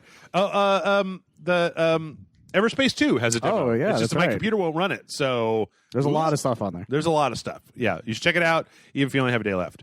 Michael, I know that this will be, I don't know, maybe excitement, or maybe you're just girding your loins for the disappointment.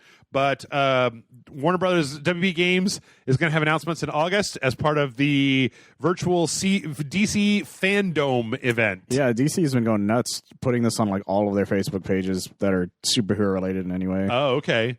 So is this going to be like the Star Wars celebration type of thing? Kind of. Right now they're taking submissions for like fan stuff that they might show off. Okay. They're doing it as well. And they're going to be announcing what movie stuff and animated stuff and we're not really sure. Stuff. Honestly, they're just like all DC stuff. So most likely, more animated stuff. Because there's that new Superman animated movie that's supposed to come out, I think, either this year or next year. Is there a new Superman movie? It looks really good so far. It's from what I can tell, it's somewhat based on American Alien. It's about Clark's time, like really early on, when he's like an intern at the Daily Planet, and he's slowly trying to figure out how to be Superman. Was that the Max Landis? It's like I said, it's somewhat based on it, but it doesn't seem like it's completely based on it. It's probably a good move. Like they took a few bits here and there that I can tell. Yeah. But there's a lot of it that's also just not part of it, kind of thing. But I think it's called The Man of Tomorrow, I think is the name of it. So Okay. we'll probably see some stuff based on that. And the thing that everyone's waiting on, the Batman thing. Oh, the Batman, right? I keep forgetting that's a thing. Yeah. And the WB Batman game that they keep talking about but not showing anything for. Yep. So. With all the kind of Cordals and the GCPD stuff. Yeah. And so who knows? Like that's the thing we're expecting at this point. So here's the question. It's time to speculate wildly. Let's speculate wildly. Okay. I think we're all in lock, right? That Warner Bros. Montreal is making a Batman Origins 2, Arkham Origins 2, right? Whatever it is, that's going to be a thing. Yeah. Rocksteady. Is there going to be the thing, whatever it is that they've been working on? Somehow we don't know what it is. That's the thing. Like, could it be what we've always wanted? By that, I mean me, because I want a Superman game so fucking bad. I want a Superman game so bad. Because the thing is, they hinted at. The thing about Arkham Knight that frustrates me the most is there's so much Superman hinting all over that fucking game. Yep. Like thugs are talking about him. There's the Lex Luthor stuff, the signs for Metropolis. Yep. Like there's so much shit. You're just like, for the love of God, stop fucking with me, guys. Just give it to me. Give it to me now. if you can make a game about the God of War, you can make a game about a Superman. Hell, so I'd settle for fucking a Booster Gold game at this point.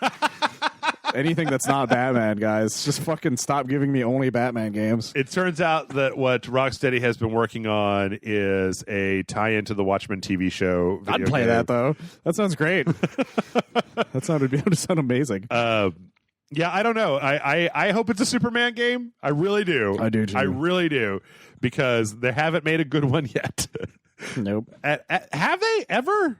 Has there ever been a good one? There's been decent ones. You know what the best one is? That was it you and I that played that game that was on Steam that was just like a guy in a suit? Yeah. They got to fly around and punch stuff really hard. Yeah, I don't even remember the name of it anymore. Yeah, that was a lot of fun. Yeah, the one that I liked the most is a PS2 game, PS2 Xbox game.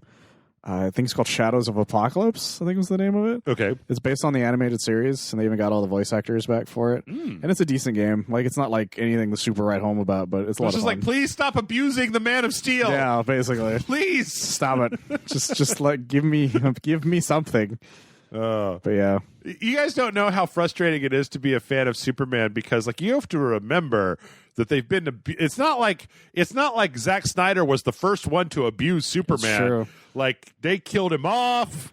The whole Doomsday thing. And then there was blue. Electric Superman, and yeah, Superman's. There's a lot of weird shit with Superman. Everybody loves to show that the All-Star Superman where he's talking to the girl on the ledge, and everything, and it's like that is great. That is a great Superman. There is a lot of really shitty Superman that comes before that. So much in the comics, not just the movies. Yeah, but before there was Zack Snyder, there was the fucking New 52 man. Who's the guy in the Kevin Spacey one, and then the director, Brandon Routh stuff? Yeah. Bryan Singer. Superman Returns. Oh my goodness. Yeah. And then it was the New 52. Yeah. So in all the animated movies, he was jerk ass Superman. And it was just pain like, in the ass. Fuck, man, stop. Did you ever read Gail Simone's Superman Return story? No. So Gail Simone recently, if any of the people don't know, she's really famous for writing some great Batgirl stuff and a lot of other things. She writes about the time she went to visit like the Superman Return set or something. Uh-huh. And this was before I guess they announced everything, and they're all like really nice. Like the entire experience was great. But then they told her the plot of Superman Returns. And according to her husband, he was like, the look on your face was like shell shock. Like you were beyond like, oh, fuck, this is going to be bad. Superman left for 20 years and he's got a secret kid now, or 5 years or something. Yeah, like one that? of her things is like, you turn Superman into a deadbeat dad and Lois is what the fuck is wrong with you people? Yep. I tell you what, though, I know that some people like him and some people, we didn't even talk about that trailer for the Jay and Silent Bob thing that came out. Oh, yeah, we did. Pretty good. Which I'm also really excited about. I was going to say, if you've never go listen to his whole thing about meeting with the Wild Wild West guy to write that's John Peters. Oh my god, that whole thing just like really holds up. Well, if you ever get a chance, watch whatever I think it's whatever happened to Superman. No, it's the Death of Superman Lives, I think is the name of it, or something like that. Uh-huh. It's a documentary of the guy got everyone who worked on that movie to talk about it. Oh, really? And it's amazing. I need to go watch it. It's also, so good. I know Max Landis is a creep apparently, but like the Death and Return of Superman, yeah, that was still a lot of fun. It's still a lot of fun. As right? shitty as that guy is, he made some really solid, like weird little shorts. Dude's a creep. That was a pretty good video. So yeah, that and wrestling is wrestling. Yeah, wrestling isn't real. Okay, PAX is not going to be a thing this year, obviously, because of the things. And it appears that they are going to be merging PAX West and PAX Australia into one show and then trying to do it online somehow in September. Given that PAX is usually very fan appreciation thing, I feel like there'll probably be a lot of streaming and like featured streams. Yeah. And then we'll probably get another round of like we have right now, these demos where you can play stuff that was going to be demoed on the floor at PAX. And probably be able to download them. So keep your eyes open. Yeah. Sometime in September, you'll be able to check that out. The best news that I've had all day, Michael, is that the Devolver Digital E3 show is going to be doing a thing at some point in July. So if you guys have never seen Devolver Digital's E3, go back and watch all of them. They're so great. They're so much goddamn fun. And you don't even have to care about that these games have already come out kind of thing. Nope. Everything in them is just pure fun. I love when they call Suda51 and he doesn't know who the fuck they are. That's great. Great. That entire thing is amazing. And last year, remember how it was a Nintendo Direct, but it was Nina Myers like stuck in this matrix, and it was Robocop. It was like the fucking it's crazy as shit. It was Robocop 3, wasn't it? Something like with that. The evil lady executive like fucking with Nina's programming or whatever. It's like RoboCop 2, I think, but still. RoboCop 2 shit was ridiculous though. Frank Miller's RoboCop. Yeah, basically. Frank Miller's RoboCop. Yeah, basically. If you guys ever get a chance, or actually probably not. Frank Miller's RoboCop is a graphic novel somebody made based on his original script, and it is batshit fucking insane. It is so nuts. It's so crazy. I'd never in my life. So in the there were 3 Parasite Eve games, and the third Parasite Eve game was a PSP game called The Last Birthday. Yeah. And in The Last Birthday, the main character, who's this lady, when she gets attacked, like, one of the ways that you can signify her health is that her clothes keep getting more and more ripped up. Oh yeah. Who's the girl in RoboCop? His partner, Lewis. Lewis's clothes in that Frank Miller RoboCop comic are like shredded to pieces by the end of that. It's very strange. Like the entire time she's like fighting, she's doing her thing, she's a hard-boiled fucking cop. And it's not like they're sexualizing her in the weirdest way, because it's like she's still out there kicking ass and being Lewis, but her clothes are just fucking destroyed. Like, and then she makes out with him at the end of that thing. Oh, or yeah. He makes out with her or something. Well, that whole character of that big titty scientist who's like, oh yeah, who fucks up RoboCop so hard, and it's like, Frank Miller, what's your problem, Frank Miller? Like, and some of that stuff is in RoboCop too, but yeah, man, that fucking comic is so fucking crazy. It is weird. Let's see, TwitchCon has also been canceled. So surprising. Yep. You think you just put it on Twitch or something? Yeah. Apparently, they're going to be trying to do something later on in this year. But okay. Yeah, TwitchCon.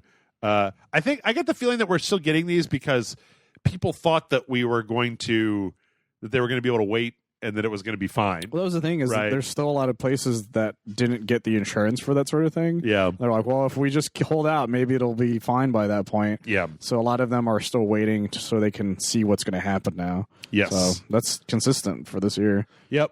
So that's bad news. But I have good news to make up for it. So it's bad news that TwitchCon has been canceled, but Michael, the price has dropped. The price of the greatest console, Google Stadia, has dropped the price by $30, but not really. Michael. Michael, pay attention. This is very important stuff, Michael. So you guys can't see me, but I rubbed my eyes as hard as I could. The Google Founders Edition was $130, and it came with the Chromecast and like the controller, and then 3 months of the premium Stadia package. And so now they're offering you the $100 version that comes with the Chromecast and the controller, but not the 3 months of the Google Stadia premium package, which costs $10 a month. So they've just taken out the premium part. Jesus Christ. Google, I'm going to tell you right now, like, this ain't it, Chief. No. Like, this is not the way to do this shit. Here's the thing. Having worked for Google in certain capacities, this is very much Google. Yeah. Because Google's really bad at making new services and then kind of following through with them. Yep. Because there's a few services out there that people don't even know exist. I don't even remember what the one of them's like. It's like a Google Express, I think is the name of it. Okay. It's kind of like the way that's where you get the Google clothes, but for women, right? No, it's you order things from stores and then they ship them to you. You mean Amazon? Well, no, like you order them from like Walmarts and shit. Okay. So if you're like, I want this food from a Walmart, instead they'll get a Walmart maybe 4 cities away from you. No, here's the thing: 4 cities away from, because it's never the Walmart usually in where you're at. Okay. It's whatever Walmarts they've made this deal with. Okay. They'll pack that shit and they'll mail it to you. And for the most part, they come in broken because it's like Postmates with extra steps, but awful. Okay, that sounds terrible. It's not great. Terrible. I worked for that, and it was one of the worst things I've ever done. All right. Well, there you go. Most of my job was just giving people refunds because things were broken. The thing is that I think that it's funny how Google is doing this, and another time in another place it might seem okay, but it seems quaint because when you look at Epic, you're like, oh, this is how you compete. Like, or the way that Xbox muscled in, and they were just like, it's cheap. There's a million great games on it. And it was like, oh, well, hey. Yeah, Xbox forced itself in. Yeah. They almost were, they were very dangerously close to kind of the way Stadia was. But then they were like Halo guys. Right. And everybody just bought that shit up. Yep. So I don't know, man. I don't know what you do for Google Stadia. Give away the Chromecast. I mean, it's already free on the PC, and I can't be bothered to even figure out how to install it. So yeah, for the most part, everyone I know doesn't mess with it at all. Yeah. Even though, like you said, it's free on almost everything right now, PC wise. Well, plus you can play Destiny for free. Yeah, but no, you can play Destiny for almost free, anyways. Yeah, it's like $3 at a GameStop. yeah. I don't need that shit. All right. I had this Godfall thing, and I had a really pithy transition about speaking of terrible stuff, but this was actually in the PC Game Show. And I don't have that many more trailers here. They did put out a 6-minute long trailer for Mobile Suit Gundam Extreme versus Maxi Boost On. Which I thought Michael would be excited. I'm really excited. Look at that shit. Look at that build fighter shit going on there's there. all kinds of dumb stuff going on in here. There's this trailer is 6 minutes long because there's like 300 Gundams or something in here. There's a lot of guys. That's why I wanted this one to be the one that came out originally. Yeah, because it has like so many Gundams that I want to mess with, as well as some from like some of the newer shows too. Yeah, it's some really crazy shit. There's like Shiny Gundam, G Gundam, and I think it's all of them. I think it's all of them. Basically, it's damn near. This is an arcade game in Japan right now. It's been out for quite a while, actually. It's 2v2? It's 2v2 versus multiplayer, right? Yeah, because it's an arcade game normally. Okay. Kind of thing. So it's 2 against 2 kind of thing. I was looking at this trailer and I was like, this is what I was afraid that Gundam Battle Operations 2 was going to be. Oh, really? And then when it was all super slow and shit, I was like, oh, I can actually play this. Whereas this one is just like, fucking pew, pew, pew, pew, pew. It's really exciting, though, when you really get into it. Yeah. Because me and Hilario introduced me to these games because they came out on the PSP originally. Oh. At least console-wise. Okay. And we played the shit out of it when we were in college. Because and then after that, we ended up buying the ones that they came out with for PS3 and played the shit out of those too. Okay. And goddamn, am I excited for this? I don't even recognize half of these Gundam shows. Yeah, a lot of these are like right now they're in the Seed section, the Seed Astray. So these are actually Hilario's favorite is the Red Astray.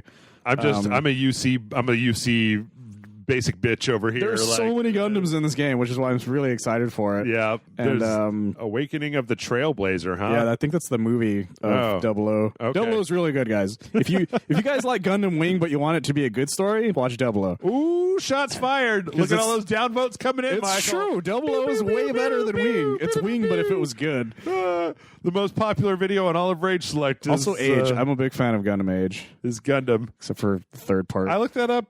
113,000 hits. Really? On that stupid Gundam video that you and I made for some reason. I got like 500 on the video I put up yesterday and 113,000 on the Gundam video. Good for us. Yeah. Good for us. Oh, good for you. We also got a trailer for a game that I feel like I've been waiting for forever.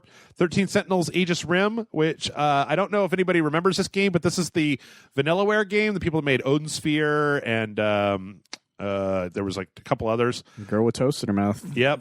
And it's like a high school thing. Their whole thing is they make these really, really, really like hand painted sprites and they animate them. Have you ever played Odin Sphere or any of those? No, but I've heard of it. And it's really cool. And this one is like it's like a 13 high school students. But the thing that you're not really seeing in here is that behind them are gigantic robots that are fighting kaiju. And so... Yeah, I was wondering what was going on with that giant robot in the back at one point. It's like all of these different characters, and they all have their different things, and it's very beautifully animated. And then there's also apparently like a top-down... These kids control robots that fight giant kaijus, and then they go to high school. And I'm like, okay, I'm down with that. That sounds kind of interesting, actually. Completely up my alley. Yeah. Oh, Dragon's Crown. Was the other one that they did. Okay, that makes sense. You might see it now. Yeah, I definitely see that now.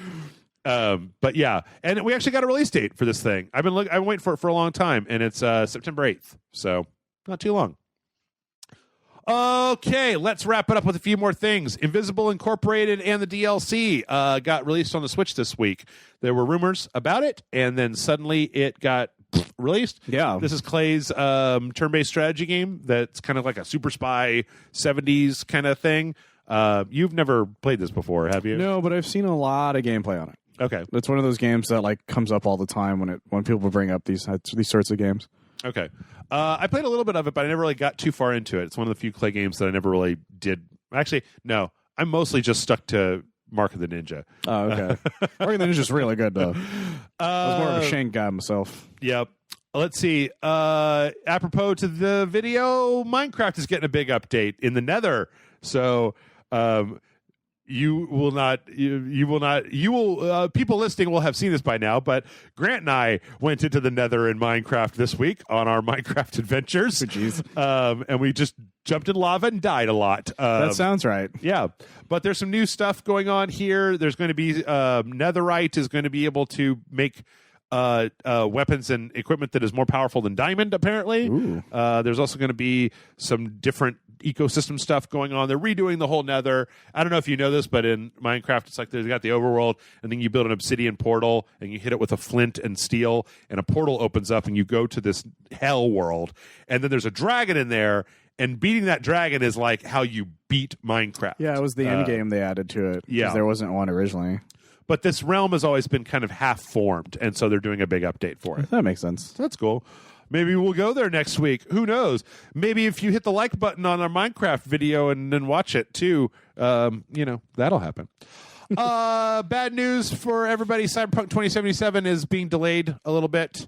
Luckily that's not too far. Yeah, from September to November. I was expecting you to say it got delayed to 2077. No. Apparently the game is like 100% feature complete. They just want to polish everything up. That's a good thing to do though, because a lot of glitches would be happening right now. Yep. You never get a second chance to make a first impression, as the old Head and Shoulders commercial says. Yes. So I'd rather it be good when it comes out. Just ask Down Metric. Yeah. And then last but not least, we got a couple of fun things. Somebody in Dreams made a video game which is basically just a simulator to clean up Adam Jensen's apartment from Deus Ex Human Revolution. Oh my God, really? Yeah. And you've got a time limit of 3 minutes, and you basically just pick up, and it doesn't look exactly like it. Like, it's very pixelated. It does what it can. Yeah. But it's basically just like, Adam Jensen's filthy fucking apartment in Human Revolution. Mankind Divided. And then, now you can just like throw everything into a closet, pick stuff up and throw it away. And I kind of think that this is one of those things that I love a lot. I love that like dialogue keeps coming up going, I never asked for this or this. Yeah. Yeah. And there's like little things you could do. So if you got Dreams, you can check out Adam Jensen's apartment cleanup simulator. That's so much fun. And last but certainly not least, because I know that Michael wants it, even though it's not a thing, somebody did a mock-up of what a Miles Morales themed PlayStation 5 would look like. And I'm sure you've seen it already.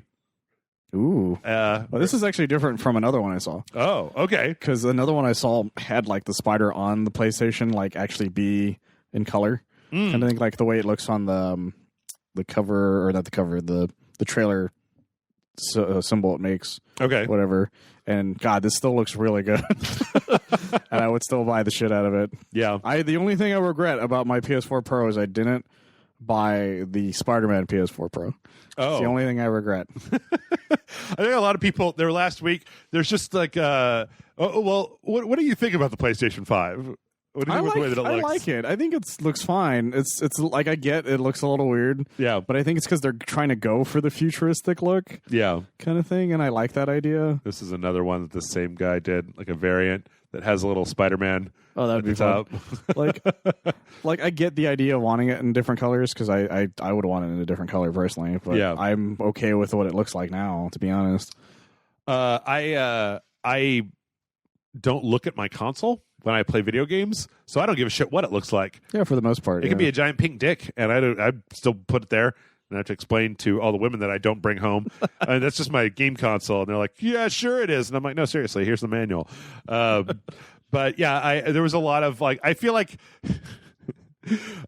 I should have prepared myself more mentally for the fact that when they announced the PlayStation 5 and Xbox, that was going to like really kick the console wars back off. Oh, it again. Absolutely did. But the sheer amount of memes are amazing. Yeah. Look how stupid the PlayStation 5 looks. And I'm like, I don't give a fuck how stupid it looks. Like, who wants it?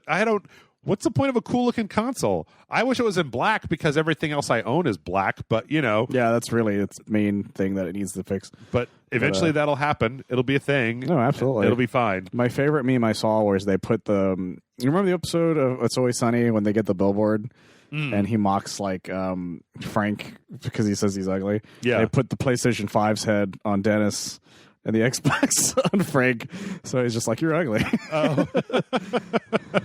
Yeah. Yeah. You'll never be on that billboard. I don't know. It's all fine. And with that, we're done. I don't know, unless you have any PS5 thoughts you want to just throw out before we wrap it up. I think it looks cool. Okay. I'm excited for it. There's a lot of cool shit that looks like it will be on it, and I'm probably going to get it over the Xbox, personally. What would the Xbox have to put on it that would excite you? More first-party titles that would make me want to get it other than Halo. Okay. Because I don't care about Gears of War. Right. I don't really care about Forza or any of those other ones kind of thing. I don't care about even some of the Dead Rising stuff they had that was like very only theirs, like Dead Rising 3. They kind of fucked that up. Kind of thing. Yeah, and even then they fucked that up kind of thing. Yeah, they just don't have enough first-party titles. And a lot of the Japanese games come out on Sony games, like Sony stuff. That's like that true. Gundam game is going to be on the PlayStation. It's not going to be on an Xbox kind of thing. Like, that's one of the main reasons. There's too many things on the Sony system that I want more than what would be on theirs. I agree. I mean, like my PlayStation 4 is been more versatile than my Xbox was.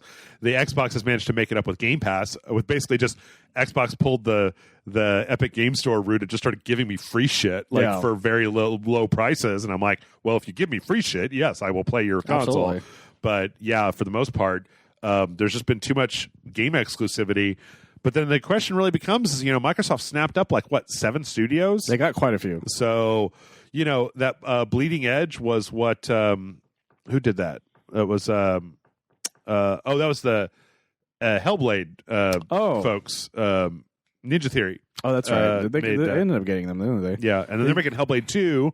So then the question is just, they need to grab some more of those exclusives. I mean, like there's some of the niche stuff like that. What was that, like Phantom Dust or whatever? Yeah, something like that. But then Crackdown was like a big disappointment to a lot of people. And it took them forever. They announced it forever. And then like they announced it the Xbox One, I think, was announced. Yeah. And didn't come out till last year? Yeah. Kind of thing. And then they have Double Fine right now. Canceled Scalebound. Yeah, it's canceled Scalebound, which also looked kind of fun. Yeah. And then they got Double Fine recently, so who knows what's going to happen with that. And that's the thing is they have the prospects of maybe making me excited again, but the issue is that it takes time to get those guys to make games. You can't force them, and if you do, you're just going to have shitty games, and then you're going to make me even less excited. Sony's got a bit of a head start right now with the games and the exclusivity, right? Like there are franchises on the Sony on the PlayStation that people want to see more of, like Spider-Man or Ratchet and Clank Horizon. Like already. I was just thinking God of War. I mean, we know they're working on another God of War, so that's probably going to be a PS5 game. So yeah, Microsoft's really going to have to bring out their fucking A game for this shit, really because I don't think they're going to make it just on backwards compatibility at this point. They keep trying though. God bless them. Yeah, they can, but then the PS5 is going to have a leg up of having PS4 backwards compatibility. So yeah, I don't know. It's going to be interesting. I'm going to say this before we finish up here. You and other people may think that I'm crazy, but I really hope that we do it again. I want to do it again. I want Sony to announce the PlayStation 5 as $700, and I want Microsoft to just go low. Oh, okay. And flip flop them, right? And then make it so that the PS5 has overheating problems and they're all breaking. And meanwhile, Microsoft is just wooing, they're just buying up studios and putting out all these flashy new IPs that we've never seen before. I want to reverse it because every time one of them has to work for us, we get shit. We get a lot of great stuff out of it. We didn't have the goddamn free games that come on Xbox Gold is because of PlayStation Plus. Yeah. Because they needed a reason to get people to buy PS3s, right? That, and then by the same token, Game Pass and backwards compatibility is a thing. That's Microsoft trying to dig themselves out of this hole this generation. So whenever they have to fight, we win. And I don't want the Sony supremacy to happen, because if Sony gets fucking knocked down 8 pegs and they've got to dig themselves back out of the fucking arrogant hole that they fell into like they did with the PlayStation 3, we all win. We all get so much out of that. Actually, the thing is I kind of do slightly want that to happen, to be honest. I mean, there's a console war on the PC right now, and you know how much free shit I'm getting out of the Epic Game Store? Grand Theft Auto 5, Civilization 6, the new Total War game. I can't play them, but these games are fucking free. Yeah. Free. for you. So, very exciting. yep. Anyway, that's it. The future is coming. It'll be here at Christmas, hopefully, if any of us are still around to see it. I'm sure it'll be fine. Mail@radioslight.com is the email address. I know I haven't answered that many questions, but we're getting close to getting back to it. I just don't know how long they're going to string this whole not E3 thing out. Michael, people can find you at oneofus.net. Yes. You just got done doing a review. Well, I had a review come out for What We Do in the Shadow Season 2, and I'm going to have a review coming out for Crossing Swords soon. Okay. What I Do in the Shadow Season 2 was great. That was great. And also, great. I did a review for Looney Tunes, or the Looney Tunes shorts that came out as well. Okay. So go check those out. Go check them out. And send us emails. And I'm going to go collapse now. I don't know why this is so much more exhausting than a regular podcast, but I'm exhausted. I'm going to sleep. You go play games. I'm going to sleep.